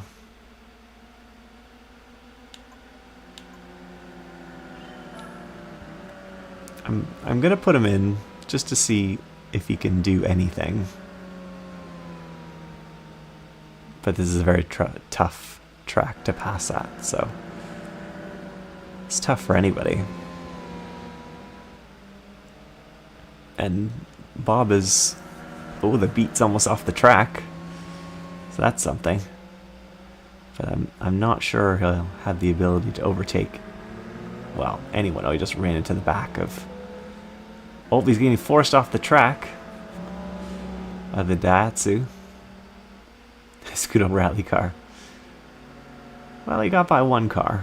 That's not a bad start. Heading onto the main straight now. This is probably one of Bob's best chance. See, because he does have more speed, although he lost a lot of ground on the cappuccino there. I think that was the cappuccino, yeah. he clawed it back. Hopefully he'll be able to go for a move at some point. Although he's understeering quite a bit. He's run to the back of the cappuccino. He's now off the track. He's just taking an extremely wide line, I guess. Oh, he's trying to pry open the door on the cappuccino. There's some leaning going on here. A lot of leaning. He's still trying to hold it on the inside. I commend him. I think he's going to get it. Oh, he's understeering quite a bit in this corner. Yeah. He might have just lost that position back. Yeah. Oh, well, I just saw how far the leader is ahead. Yeah, Bob is not winning this race. But, yeah, he did a great save. But, yeah, this is a tough track for Bob, I think. He can't use all that 100 horsepower. He's going to do the same move again by throwing it down the inside. We're going to do 3 wide. 3 wide with the beat. Oh, we're still getting shoved by the cappuccino. That was actually a legitimately great move by Bob. He's going to fall off the track here, I'm sure. By throwing it in really, really, really hard. No, he didn't do it that time. Fair play. I think we have a chance at second for sure.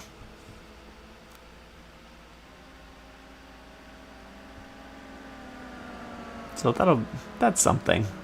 Well, unless he goes too wide here. But no, he's just doing the cutback. He cut back on that. That was, again, another legitimately actually quite good pass. I'm going to turn him off overtake because he's going to fall off the track, because especially his warm front tires, and he hates that. Yeah, we need a qualifying. Ooh, he's going to the very, very edges of the track. Commend Bob for pushing. He clearly is. Yeah. The Wagon RR is good, but not quite good enough, sadly, today. Oh, that might be a little bit, yeah. But, you did your best. Second place, it's on the podium. It's genuinely, not about, wow, a whole 500 credits. Really just raking it in. It's just like, oh, this says, yeah, okay. I thought it was going to put me back into B-spec mode. Yeah, I think I'm going to have to do this race myself. He tried to go for the Chastain there. It did look like he was just going to go for the wall ride.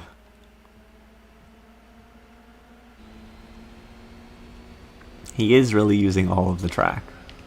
To be fair, I'm probably going to use all the track here as well. Assuming that I can actually win where Bob failed, which may or may not be true. Because that beat is very fast. Do a cut back here. The Daihatsu escorted the other beat out wide.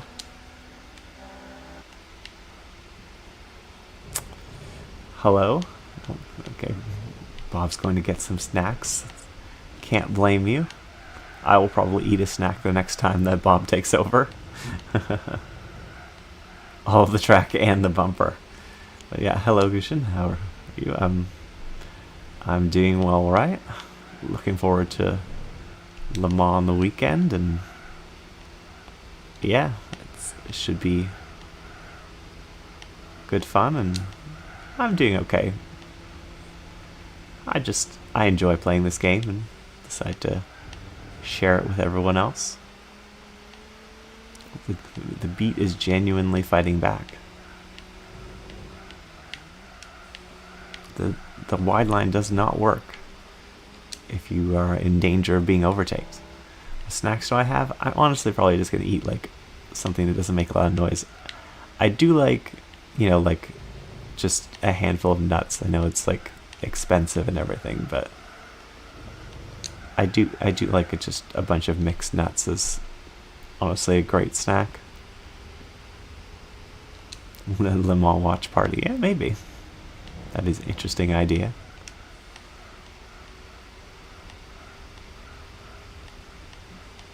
Also, I just have a granola bar here. Okay, Brazen. It's good to have you here. I'm sure I could use all that luck. Have fun. Oh, I'm reading chat and not paying attention to where I'm going. Yeah, the NASCAR at Le Mans is it's going to be really interesting to see. It's going to be, I mean, it's crazy, and the fact that it's so fast as well is incredible. Because it genuinely has some pace. Like this beat, geez, I'm not losing it. It has some real pace. Sad that you can't watch it. I guess there's always streams out there. But perhaps you mean that you're simply busy and can't watch any of it.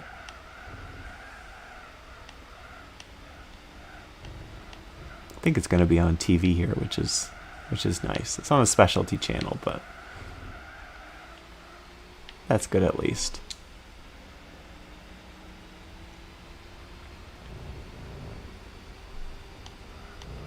The only thing I wish about the NASCAR is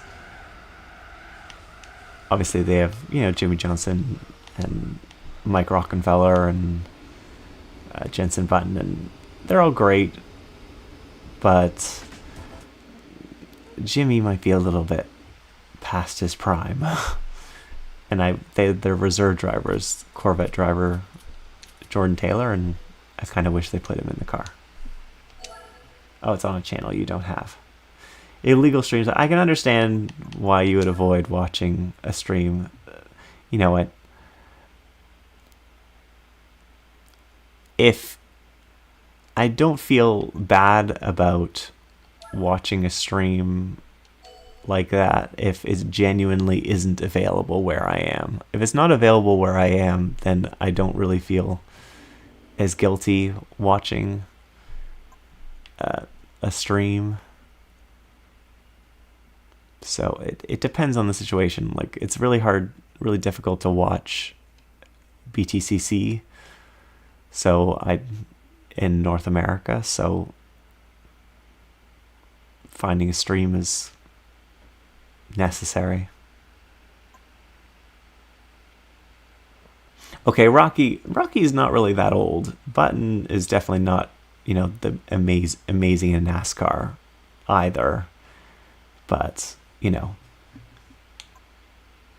I don't know if I'm going to put Bob in for this. I don't think Bob will not cut the course like I will. Well, he did cut it there. Just keep doing that, Bob. I don't remember how old Rocky is. I'm sure he's in like this, maybe 40?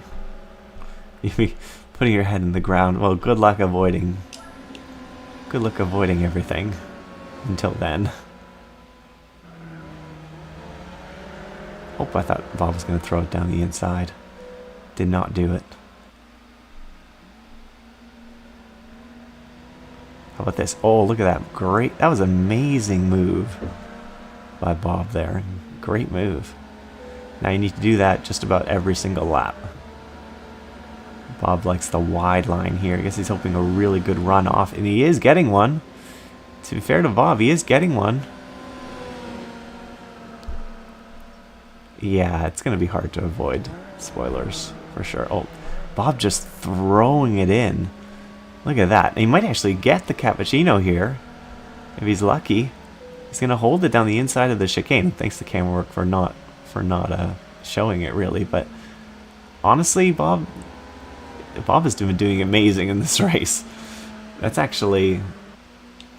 Yeah, maybe I'll keep him on 4. He's actually just flying through the field in this box. The Wagon RR is coming good here. I mean, yeah, I know Jimmy wasn't great in IndyCar, but, you know, IndyCar wasn't really his specialty. Oh, he had a really terrible run through the chicane there. He got held up by the Alto. Honestly, might have to put him back on 5 unless he goes for a move on the Alto, because he really is like this wide line to get a really fast exit. Which, fair enough. But he needs to get by this Alto. He might get it here. Yep, he's going to force it to the inside. He's going to understeer extremely wide. Hold it together. Hold it together, Bob, please. And just hold the Alto out.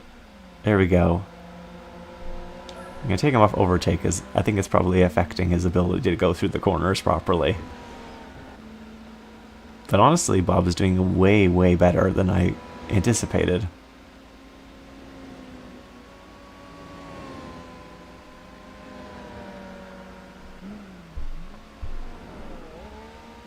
Now the question is, can we catch the Mira in first? It's a really terrible camera in B-spec mode. I think we might. I think we just might get him. I've sadly underestimated Bob's effectiveness today. He's doing really well.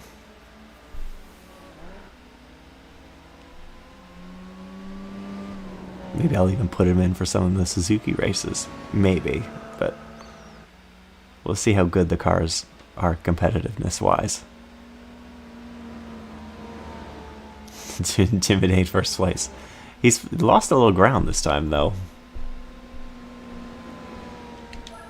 Go for the move, okay? Go for the move, Bob. You have the speed. He's going to go for the outside. He's trying to cut back. Couldn't quite do it.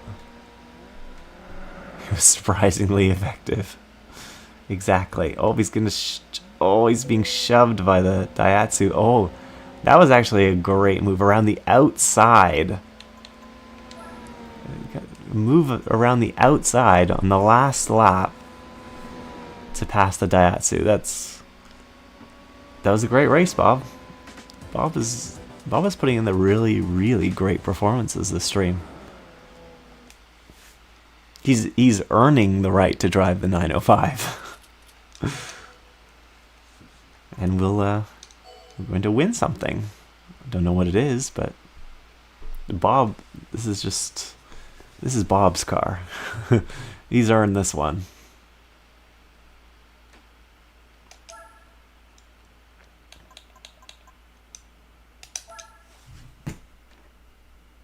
Another K car. Maybe. We shall see. And we get... Oh, anyway, we did get another K car. We got a Honda Beat. Cute little guy. Getting all the K cars now.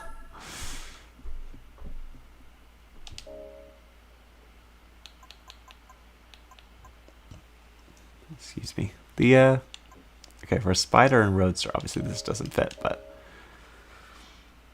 the Beat might fit, although it probably is a little bit excessive. Sadly, we can't use the Prowler because it's a special car. What other convertibles do we have?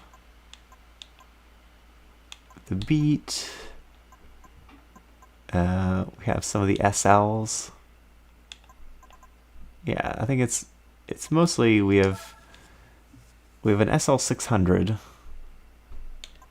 which weighs 2,000 kilograms. We can take some of that weight out though with the weight reduction. That'll probably take out a lot. Or we have a more modern SL. The SL won't count. I swear, I know the SL will count. They will. They'll fit as a convertible. So it's really either we choose the modern SL or the older one. I don't think the Beat is going to cut it for the Roadster races. So it's really just modern SL or old SL. I mean, I'll go in the SL and see if it counts as a Roadster. It just says convertibles only. This is a convertible. Oh, this is the wrong events. Never mind, I was wrong. Yeah, it's fine. Yeah, it's a V8 or a V12. So what do we want? Do we want the modern V8 or the classic or the older V12?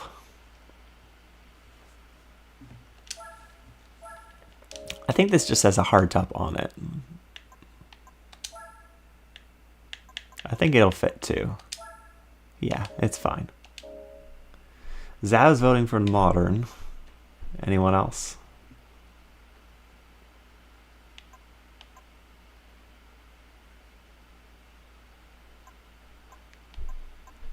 Anyone else have any opinions on which SL we should use? Otherwise, okay. Most people want to use the modern V8, so fair enough. I think the old SL has a little bit more potential in the sense that I think it'll probably get more weight off when we do the weight reduction. Surprised more people don't want the V12, but it's fine by me.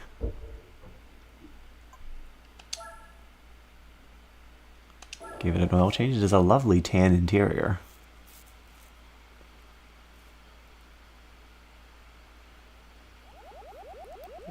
Is Bob, is the oil man going to come out the front or the back? I think it's going to come out the front. Zavs thinks alike.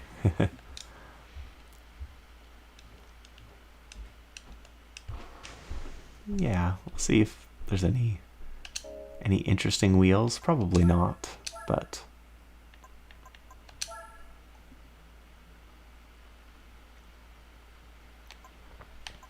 did we already get this set? I feel like we already got this set.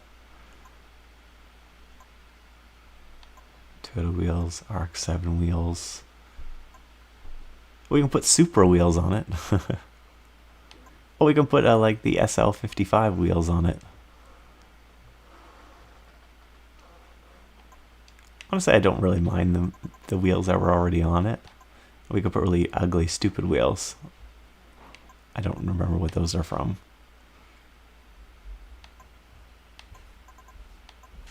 So, Audi wheels.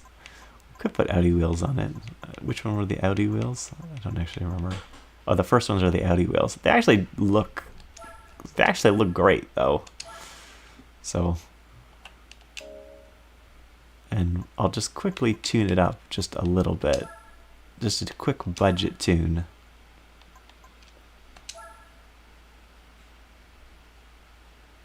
I hope you're not too badly hurt, Kyle. Definitely doing weight reduction as it'll take a huge, well, over 200 kilograms off. That was definitely 100% worth it. And probably put the racing chip in for another 10, 15 horsepower. And maybe a flywheel, because it's cheap.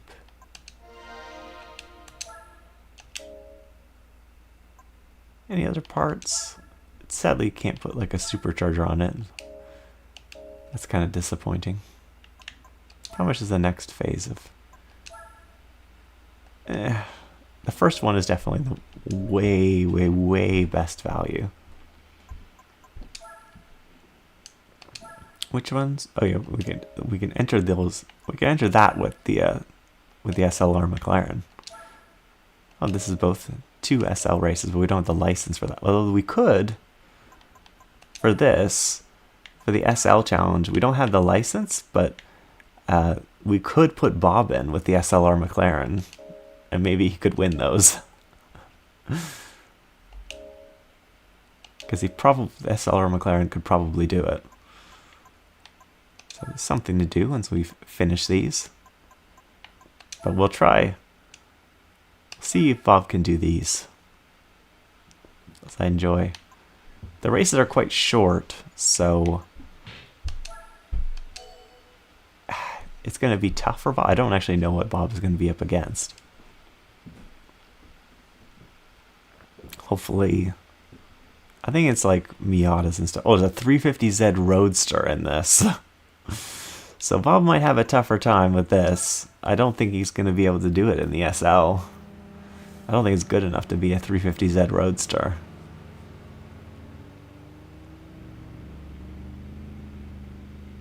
But I think the SL sounds good, that's for sure. Doesn't sound, 350Z also doesn't sound stock. Well, the Mercedes is a really nice V8 note, I'll say that much. Bob's got this. He's immediately going for a butt sniff on the MG, which is a good sign. He's just running into the MG constantly. He just he just clobbered the MG really, really hard. Okay, Bob. Let's go. Look at that boat go.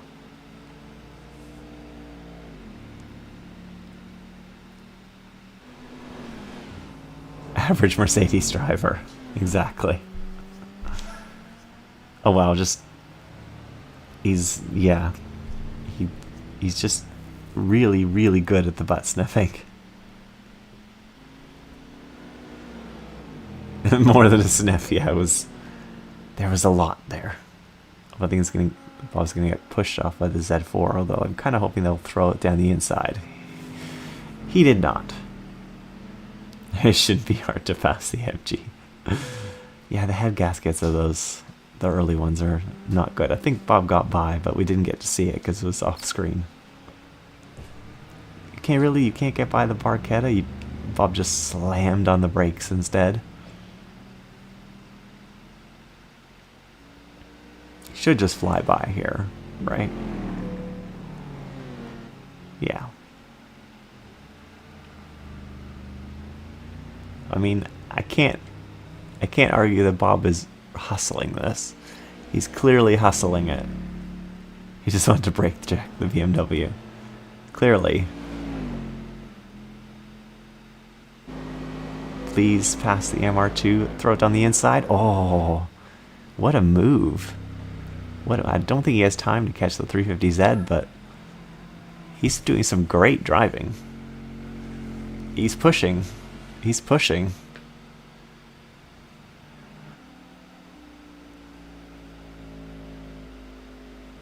If I added more power to the SL, he probably could have done it. I actually saw a Barchetta for sale here in nearby, and it's genuinely tempting to at least go look at, because we didn't get them over here.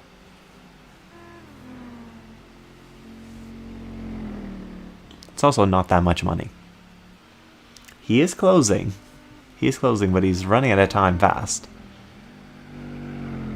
He's pushing that SL. You can see it.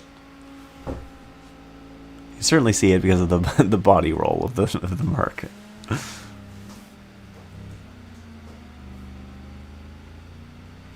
He did good. He got way closer than I thought he was going to get.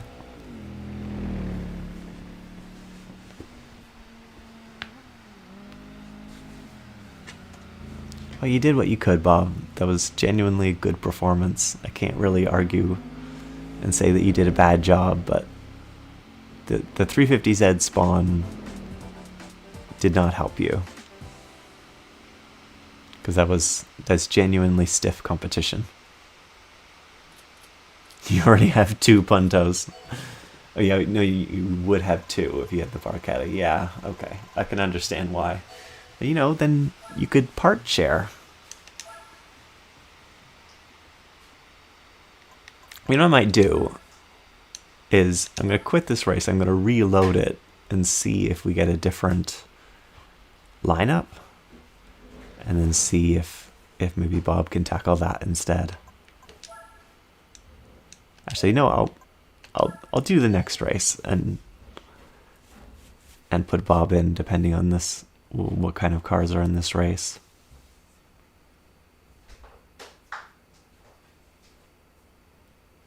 SLK, easy. This should be easy.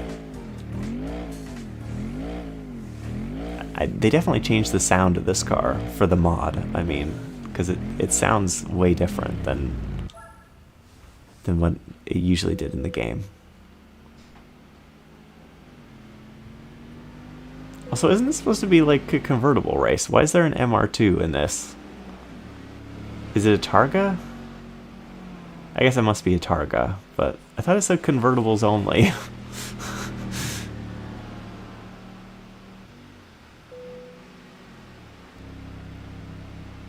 I guess that must be a Targa. By that I mean the second gen MR2 there.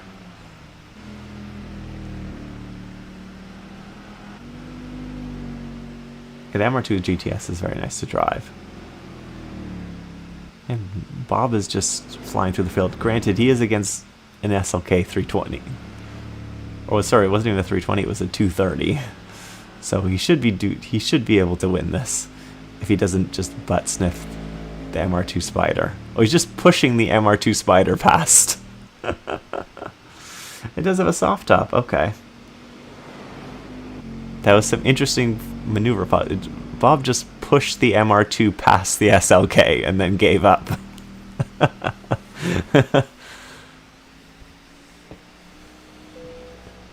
We passed the SLK now.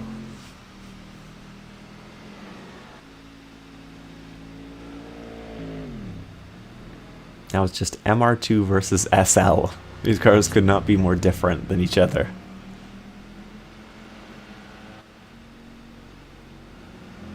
I think the MR2 is certainly giving Bob a run for his money here. Granted that MR2 probably weighs like half as much. But it also has half as many cylinders. And probably half the horsepower. And Bob is using that horsepower right now. Wow. One lap, Bob. And he passed everyone.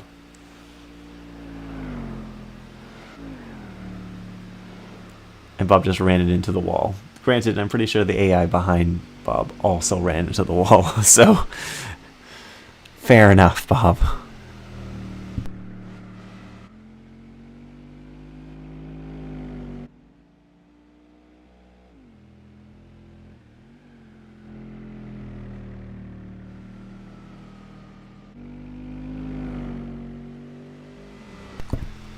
Just taking a drink. Mercedes teamwork on par with Hamilton and Rosberg. Yeah. They had some interesting teamwork moments, that's for sure.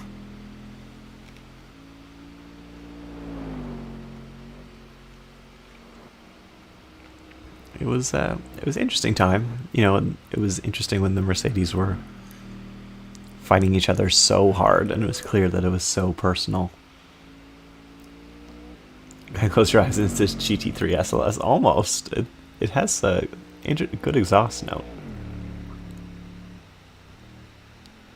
It's honestly even lower rumbling than those AMGs.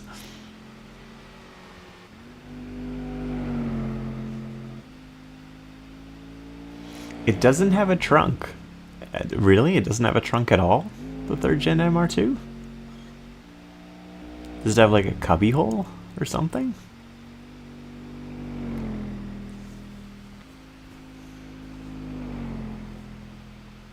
Easy win by Bob here.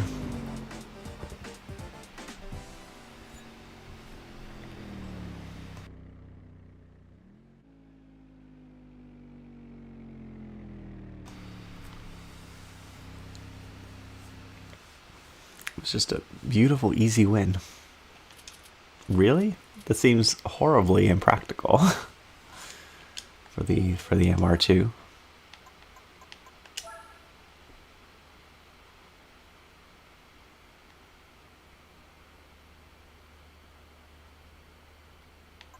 But I guess Toyota can do what it wants.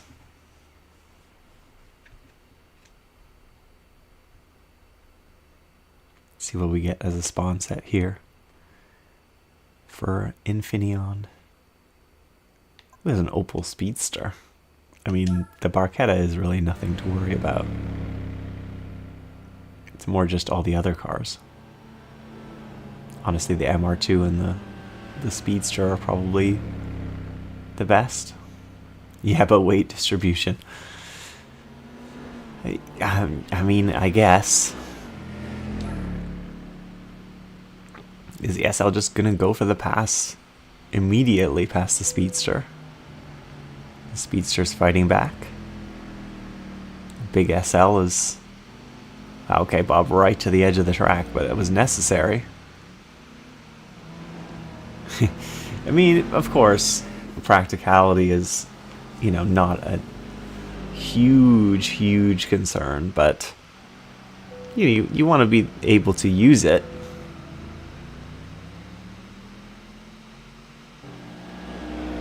And you know, not having a trunk at all is sort of really limiting your usability. You know, credit where credit is due.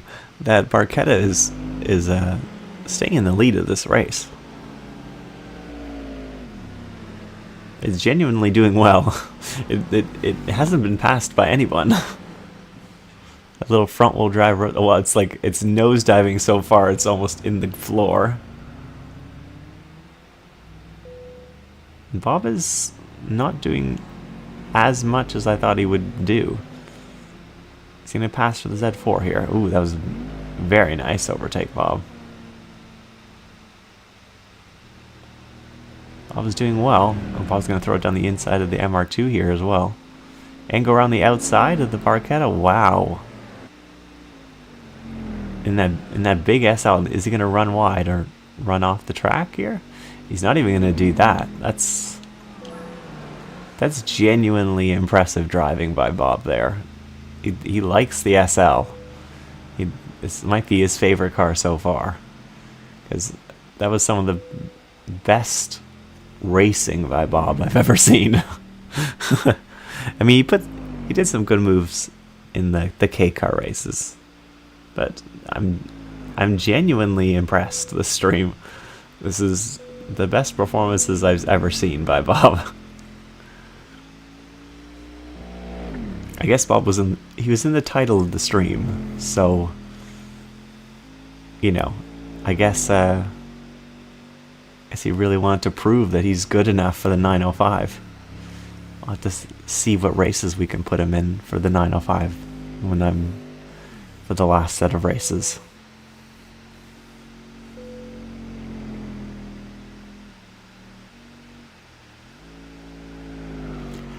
Is it possible to do the whole race, the whole game with just Bob? It probably is. The thing is, well, you can't do the license test and you can't do the special conditions, obviously, and some of the races would be really difficult with just Bob. One of the problems with Bob is he does better on a longer race where he has a lot more time to overtake, but in a race where that's really short, like a French championship in the 905, yeah, there might be one. I'm not sure we can do it. Well, there might genuinely be a French championship that we could do and be allowed in with Bob only. Excuse me. But yeah, it's Bob got the co-star credit. He's raised the bar. Yeah, he's genuinely raised the bar. I'm genuinely impressed. So we have the one last race to go back to Twin Ring to hopefully get a different spawn set that doesn't include a 350Z. Okay, we might have to do the French Championship then with the 905. It's not our only French car. We do have the 206. He put the 905 on sports tires. We could do that, I guess. Okay, now to see if we don't get the 350Z. Honestly, I'm okay if 350Z is in the race, just not in first place. Okay, this is honestly this is actually not difficult enough. I was kind of hoping there would be something in the middle. I think that I actually meant to scroll one over. I want to reload this again so Bob has tougher opponents. Yeah, there's the French championships in the European section. Which do you hope you'd bring back? Twin Ring or the 905, Flaky? Or both?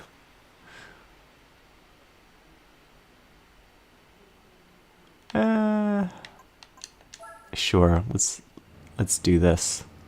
It's only 2 laps, so it's a pretty short race.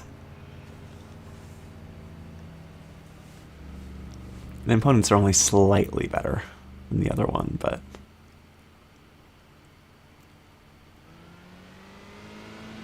we shall see how Bob does.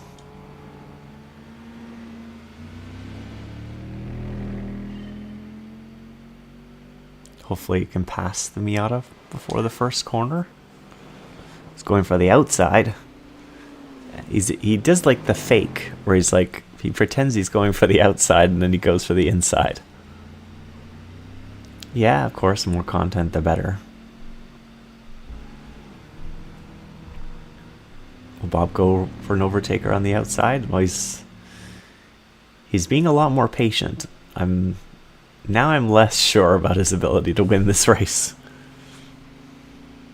But he'll probably impress me later. Should just blow by the MX-5 on the straight. He's gonna... Oh, he didn't butt sniff the MG that time. That was actually relatively sensible braking. He pretends to go for the outside, pretends to go for the inside, and ends up just going for the butt sniff instead. Exactly.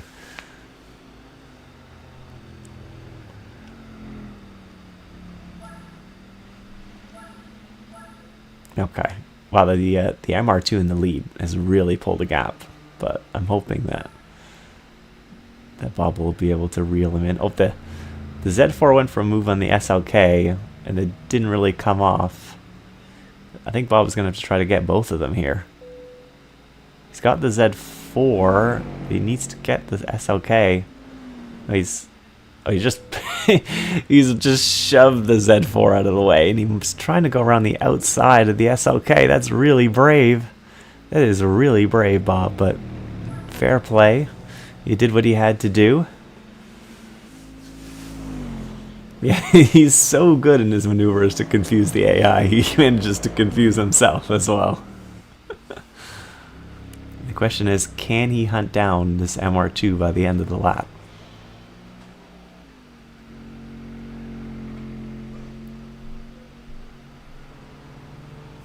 He's going to close on him, but I don't know how much he's going to pull in on this MR2. He's obviously going to gain a lot through this next straight, I'm hoping.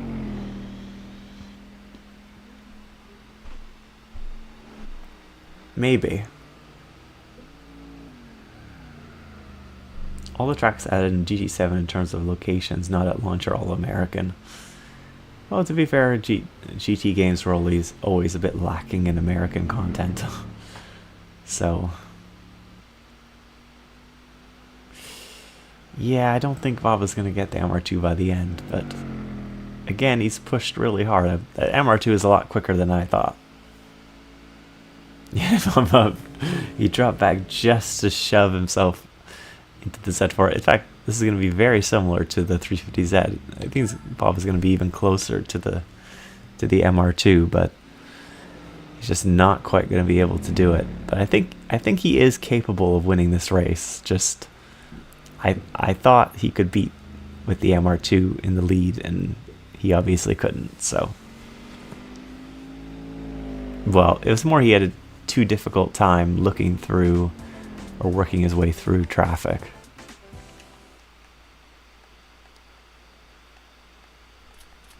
Well, time to load up the race again.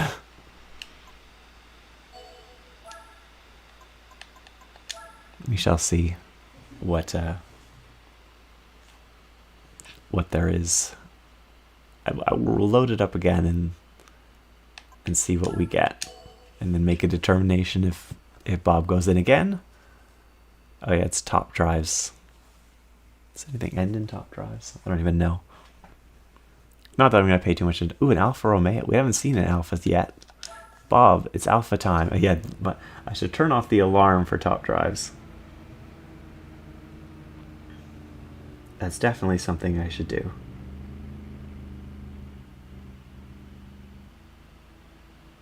Dismiss alarm. I think Bob can beat the Alpha V6.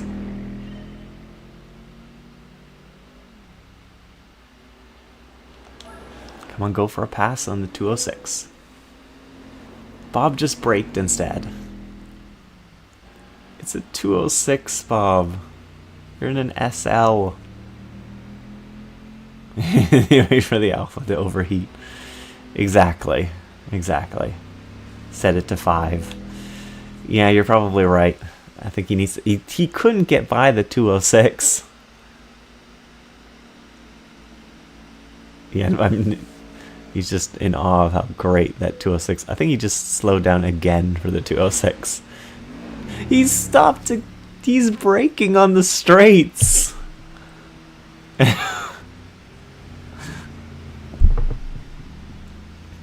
And Bob, well, the 206 is already back to. He's back to. What is it, 4th? Yeah. That's less than good. Okay. I'm not convinced by his performances. Usually he's almost all the way up through the grid by now. Bob might be fired. It's not looking good for him. He's putting in worse performances than I thought that he would. Unfortunately.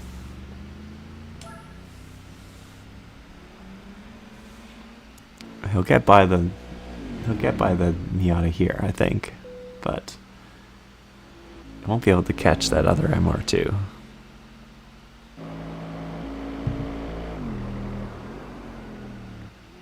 Which is a shame. Okay, Bob, it's good to have you here. Yeah, Bob is not a fan of Twin Ring, or he's just not a fan of passing people on Twin Ring, I think. He just doesn't seem to quite have the pace. He's going from co-star just over for... I turned off the HUD and I don't remember how to get it back. Oh, there we go. Past the MG? No. Yeah. I mean, if he would have gotten by the 206 immediately, then this race would have been no problem, but he just couldn't get by that 206. Like, and he just was braking on the straight and everything. So it was disappointing. It was a disappointing performance for sure.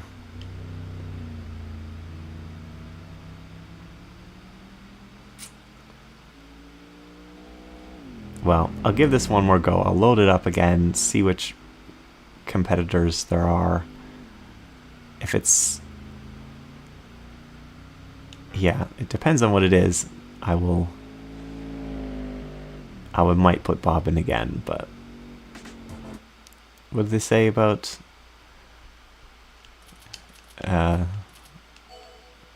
stupidity, about doing things over and over again? Expecting a different result.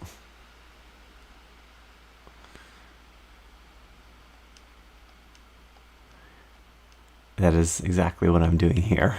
And I know that, you know, what we're going to win from this is going to be, you know, a Honda Today, or a Life Step van, or a Honda Element. There's a 206cc in the lead. Honestly, I think Bob can do this. The 206 seems to be his nemesis, so maybe not. But it's the definition of insanity, yeah. Yeah. Can Bob beat a 206cc? But if he can't do this, he's definitely fired. Yeah. I think that's it. This time successfully past the Barchetta. And you did it. Oh, he's going really deep. But he pulled it out. Might even get the Miata here. Hope he's running to the back of the MX-5. He's just pushing the he's just pushing the Miata out of the way.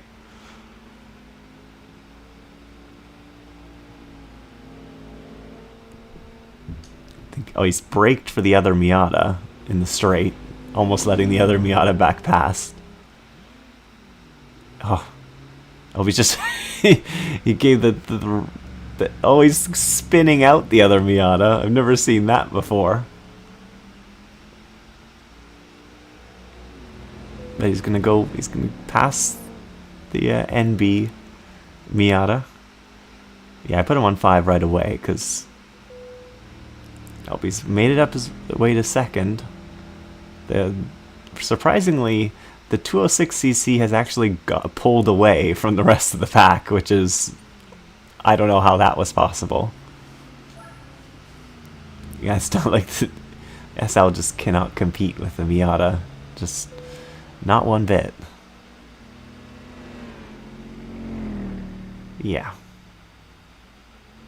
Okay, well, I think he's gonna do this one. he's motivated. I think he's gonna just blow by it on the straight, which would be a good move. All those other times he couldn't make it through the pack over 2 laps, and now he passed the 206 after 1 lap. I should probably take him off overtake because he's probably just gonna bin it, but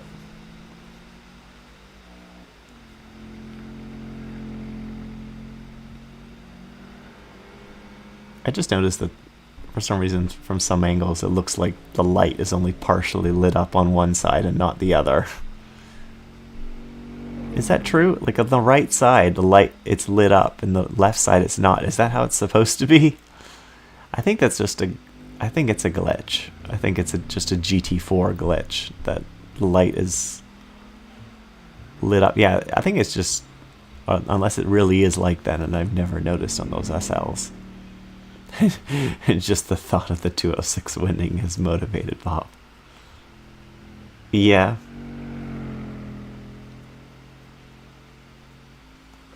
This is a good performance by Bob. He's re-earned my respect and will be put in the 905 in a set of races that I don't know. I kind of want to put him into a race that has other race cars in it because, I feel like, he's, the 905 is such a good car.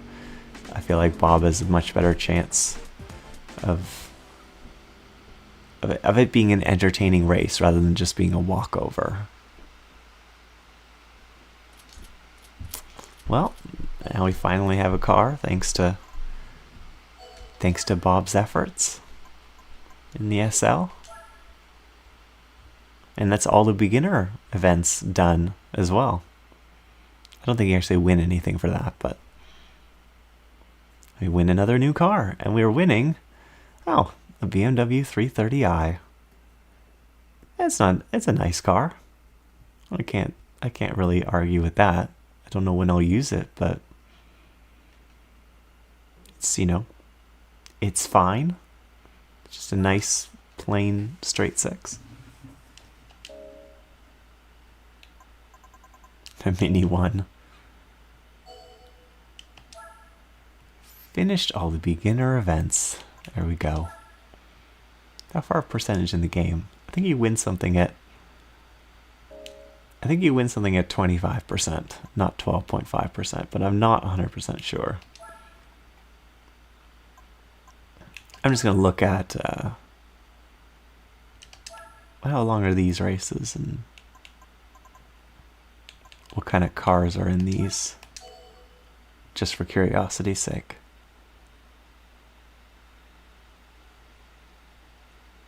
Schwarzwald League A. I mean,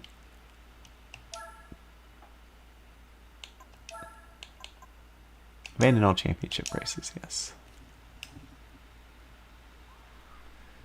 I just wanted to see what cars were in that championship.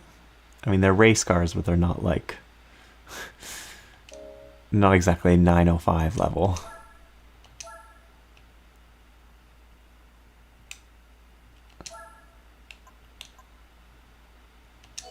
What's in the NA Sports? I don't think these are going to be race cars either, to be fair.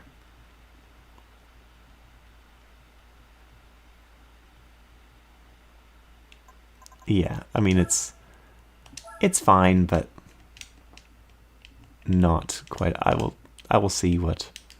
I'll check out those races. I'll get in the 905 first, just in case we do stumble across something that fancies that catches our interest. I'll check out those Euro races.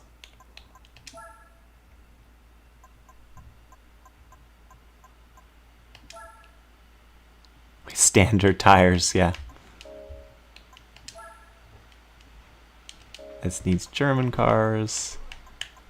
There is this. Oh, it needs production cars and sports tires for the French one, sadly. There is this, the Pan-Euro Championship, in which we could put a 905 on sports tires into it.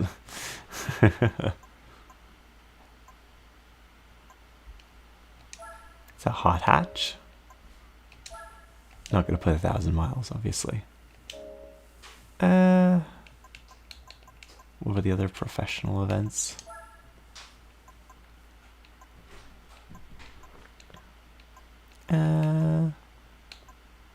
There's a supercar festival. Oh yeah, it needs supercar festival, needs production cars as well.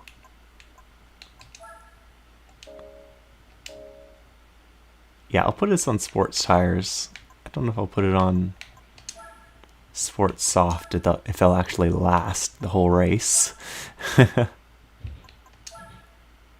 But well, if Bob loses it, then we'll have to downgrade his tires. Actually, I'll see what events. I think there's a 206. Yeah, 206 Cup. We could use the RC, although we can't actually do it yet because we don't have the license. But we could do this. I'm genuinely curious. Oh god, look at the cars that are included into it. 2 laps of the Nürburgring. 2 laps of the Nordschleife. Jesus. That is expecting a lot, I think, from this.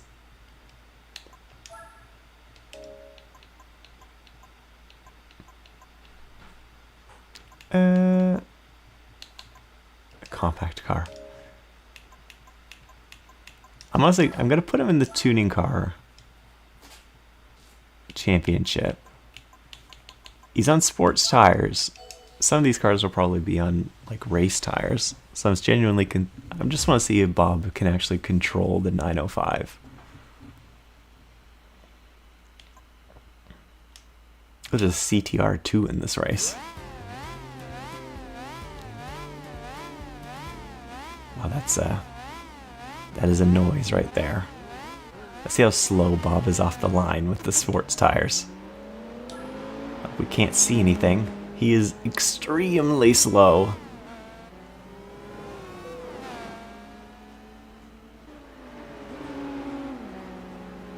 He's not managed to get by the skyline yet, which is concerning. He's having a tougher time with this car on sports tires than I was anticipating. He does indeed need a reinforcement. Okay, there you go. He's gotten by the GTR. Oh, jeez. He just catches up at warp speed. And then he gets shoved through the corner by the RX-7. But down the straights, he's just... yeah, insanely fast.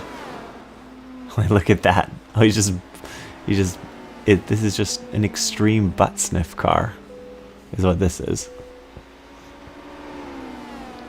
I hope he's gotten by the CTR. I think he just butt sniffed the S2000. He's going to get passed by the CTR2 again.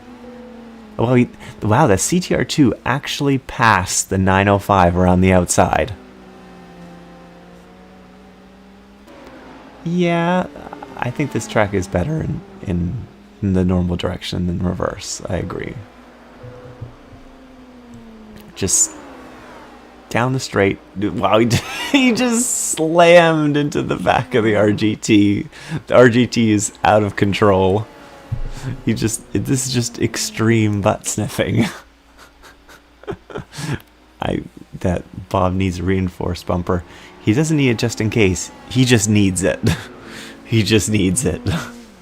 Forget about just in case.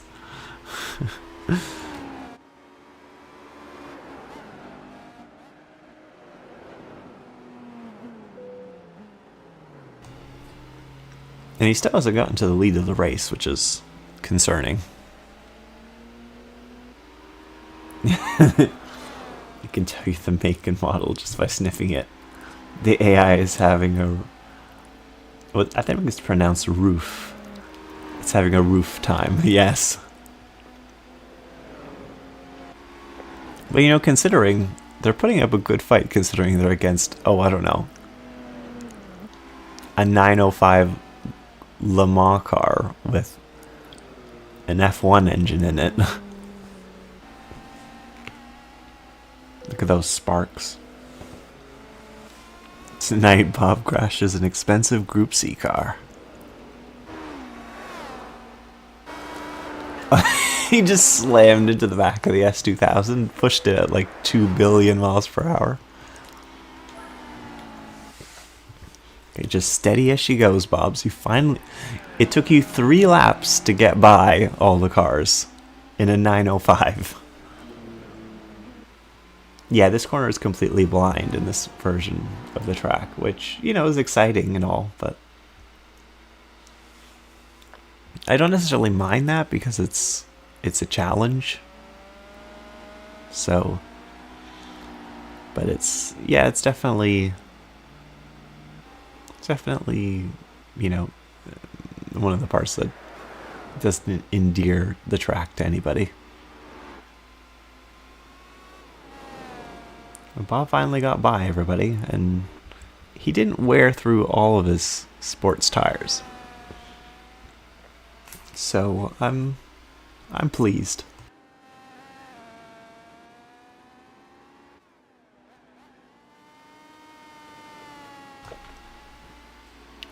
You did well. You did well, Bob. You've earned the right to drive a 905 on sports tires, which can't be easy.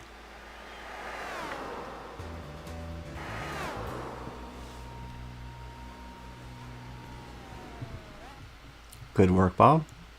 Did pretty well. Hey, we're actually making money from this race. Whole 10 grand. Bob is leading the championship. Yeah, I honestly just forgot to check top drives, although I probably did okay because everybody was leaving my bracket. I hadn't raced since, so I probably did okay. Oh, it's the cheaty layout of Fuji that Bob is not going to cut the chicane, unfortunately, but he should be monumentally fast down this straight. But he's also not going to get a good launch again. Now he's gonna just shoot down the straight and butt sniff everybody into the first corner. But yeah, my ceramic luck for the immortalized in carbon tag was pretty much everyone has been just garbage. Is Bob starting a second gear? I think Bob just can't get any traction. Bob, you've managed to not pass the GTR. No, they're not quite made. They're not quite made for standing starts, and especially not on road tires. Well, even if they're racy road tires. Again, Bob can't get by this GTR. I'm getting a little concerned. And again, Bob is just pushing in. There we go. First successful pass of this race.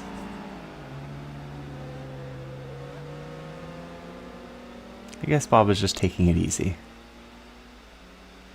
We'll see what he's like down the straight.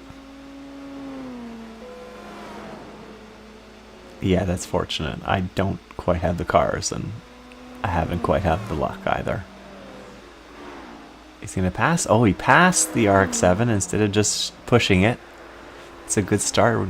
Can we hit 200 miles per hour down this straight? We can. 210, 215, 220 miles per hour down the straight, and he's going to butt sniff the S2000 into the first corner. He's just building suspense. He's let them get away out of the first corner. But he's caught up lightning quick. He's going to throw it down the inside. He's given it up. He let the S2000 back by. Bob is a real gentleman. He's really taking his time on these overtakes. I should buy more models. No. You have... I mean, yes, but also no. Bob will get by here, yes. And Bob is really using those rear tires, judging by the tire chart there on the bottom left.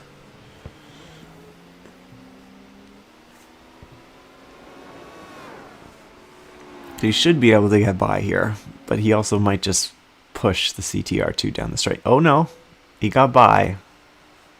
There we go.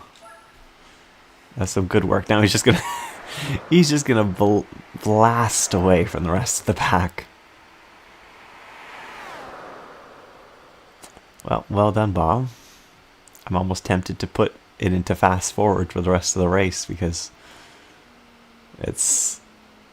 I don't think you're gonna fall off the track or anything. You might, though. You haven't fallen off the track yet in the 905, so I'll give you that much.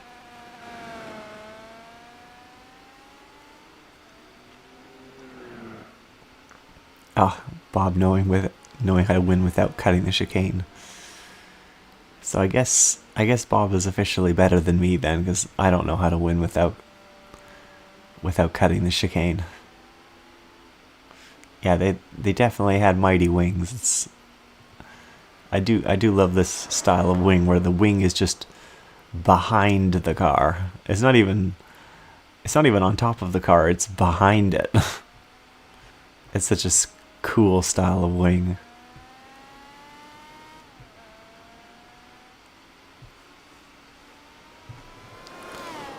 Bob once again, well, kind of showing us how it's done. I guess winning by a good, I don't know, 10, probably 10 to at least 10 seconds. Is showing them what it's, let's see how far behind they are. I think maybe more like 15. 11, oh actually I was pretty close with 10 seconds.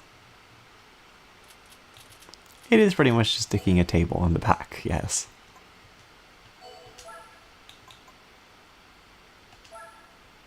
Bob's doing well in our championship. I have to give it to him. Ooh, Tokyo. I don't think I've ever driven Tokyo in this game yet.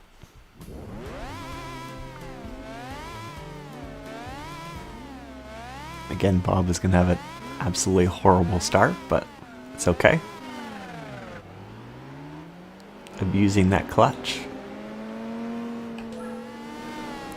But he had a better start this time. Was he beat the Skyline. He might even get the RX-7. Wow, he's in third place by the first corner. He's immediately run into the S2000, but it actually kind of helped the S2000. Oh, the RGT is almost getting back past. He might get the CTR2 into this corner. That's actually okay.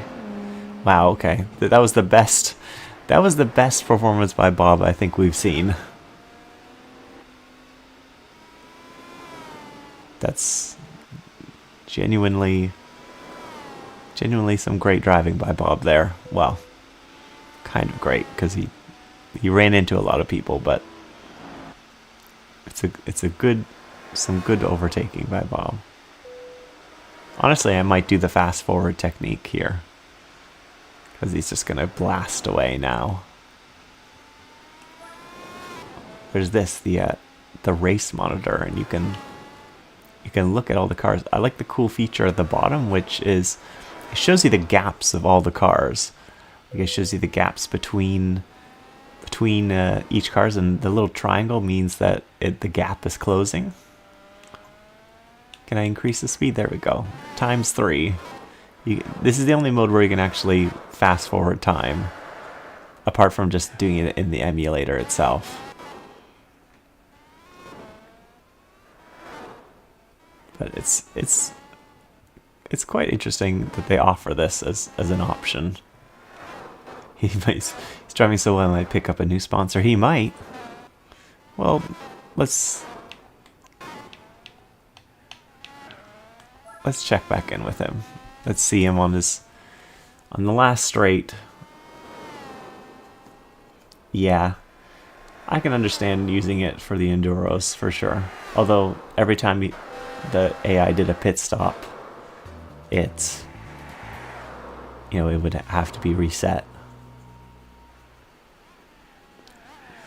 I don't actually remember how many races there are in this championship. I think it was 5.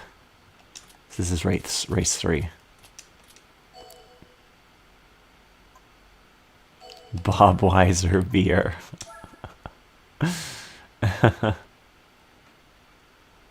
That's a good one. Ooh, El Capitan reverse. I think all these races are standing starts. That's interesting.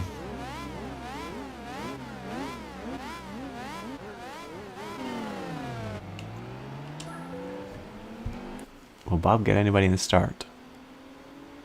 Or will he just sit behind the GTR? He's just pacing the GTR. Okay. He's gonna push by. Yes. He's gonna. Oh, that was a great move on the RX-7 there. That was a good, clean overtake. So well done, Bob. One of the cleanest overtake. He's been called up to the 9X8 this weekend. Honestly, that would be incredible. Just put Bob in the car. Honestly, the car might break. Well, it'll probably break at Le Mans anyway. Why not put Bob in the car? Why not? He's pushing his way by RGT. Yeah, the 9X8 looks incredible. It definitely. I wish it was faster as well. But, maybe don't. Bob is throwing it down the inside here. No. Next corner. Yeah, very nice. It does need to be faster. Its reliability is also not great. Its pace at Le Mans looked okay so far. Nothing extraordinary. But here we go. Nice, slightly off-track overtake by Bob. He did good. He's getting better. He's getting better. Yeah, it's not slow, but the other cars are unfortunately just outpacing it at the moment. So, yeah, it's kind of a shame. I am still surprised that they adjusted the balance of performance for the race. I mean, I think Ferrari's is going to be genuinely quick. I mean, it seems mostly that their car is quick, but either inconsistent or they just don't know how to set it up properly. Sometimes bad strategy. But it does seem to be genuinely fast, although it also got BOP'd with the Toyota. It's kind of hard to say. I mean, I'm surprised they did the BOP in the way that they did. Am I totally displeased that they did it? Kind of, because I think it kind of hurts the Cadillac a little bit. Since it obviously didn't get as much weight as the Toyota Ferrari, but it also, wasn't as quick as them. So the BOP change for the top cars, I don't remember all the exact figures, but Toyota got something like almost 40 kilograms added, and Ferrari got maybe 24, 25 kilograms, and the Cadillac got 11, and the Porsche got 2. So, in terms of performance, the highest performing car is definitely the Toyota. So the weight was added in a sliding scale in terms of how competitive each car was. So I can't really completely disagree, because I think that's roughly the order of competitiveness. I think it's like Toyota, Ferrari, Cadillac, then Porsche. I don't remember if anybody else got anything. Oh, Bob is in the gravel while I wasn't paying attention. That's the first off I've seen by Bob. I'm putting you back to steady, Bob. I mean, I'm obviously pleased that there's genuine challenge to Toyota. I mean, it's not only that, this is probably the most competitive grid that we've had in years, and next year is going to be even more, because if you go back in time, in terms of the sort of stratification of the performance, where what level of performance each sort of team, there was Audi in the past dominated, and they were clearly faster than everybody else. Although there might have been a lot of cars in the grid, it was pretty clear that Audi was going to win from the start. So, in terms of competitiveness, this grid is one of the best we've ever seen. I think in the sense that, there's a good, 8 or 10 cars with a genuine shot to win. And that hasn't happened for a very, very long time. This is the last race for Bob. He could even lose this and still win. Oh, it's Tsukuba. A Tsukuba in a 905. That's not really the track. At least it's a rolling start this time. It's the most cars in the top class since 2010, which, is already somehow 13 years ago. But it's the quality of the cars on the grid as well. It's, these cars are genuinely competitive with each other. So we should be in for just a cracking race. Le Mans is always unpredictable. So I'm genuinely... Oh yeah, 2010 had 3 Nissans. Didn't it only have 2?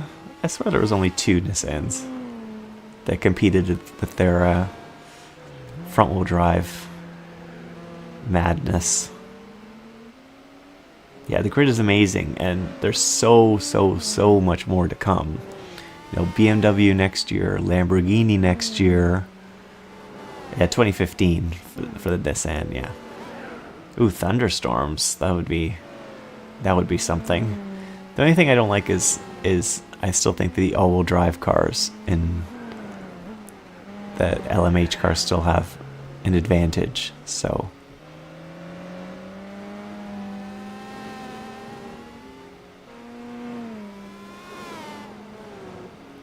Yeah, I mean the front-wheel drive Nissan was crazy, but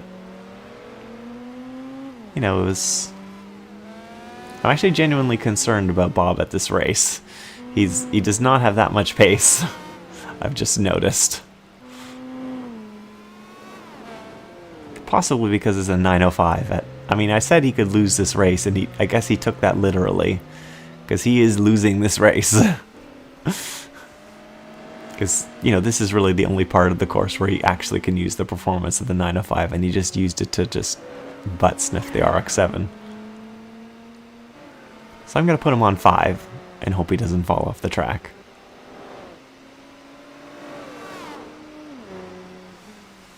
And he catches up to the Porsche in the corner, but then he's just so slow off of it.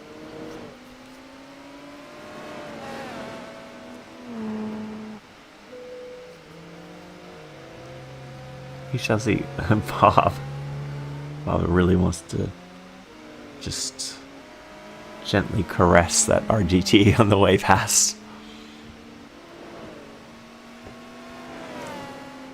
Can Bob get by here? He can. He's definitely making this difficult on himself. He's gonna get past. He got passed by the RGT there. He's gonna blow by on the straight, and this is one of his better corners as well, where I can actually use the downforce of the 905. But yeah, he's probably going to come in second in this race. We're still going to win the championship, so it doesn't matter, but he's disrespected the no-touch rule. He very much has in this race. Yeah, I think the S2000 has this.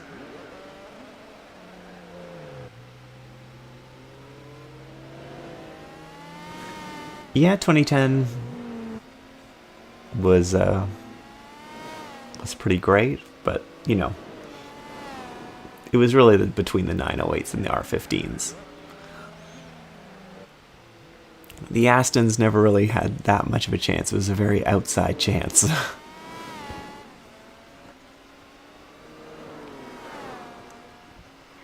Oh, Bob just butt sniffed. Oh, he's being extremely forceful past the CTR2. Yeah, I think the S2000 has this.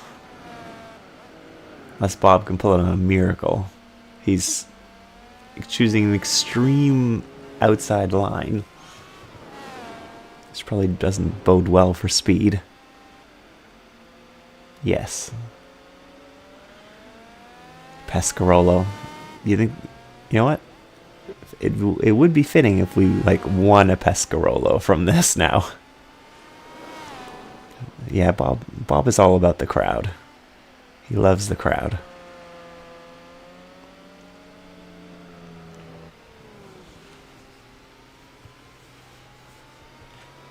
He's pushing, but the S2000 is going to take this.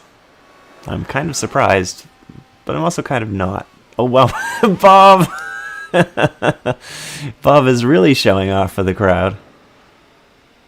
Bob is just... Yeah. He binned that one pretty hard.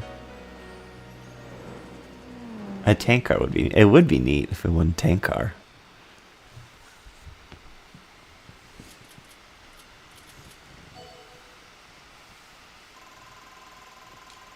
I mean, you finished second, Bob, but you didn't have to win, and you literally didn't, so... Fair enough. Some nice cash as well. You get to see what we've won. see if Bob has won us a great car or not. Okay. It's fine. It's not even a turbo, I don't think.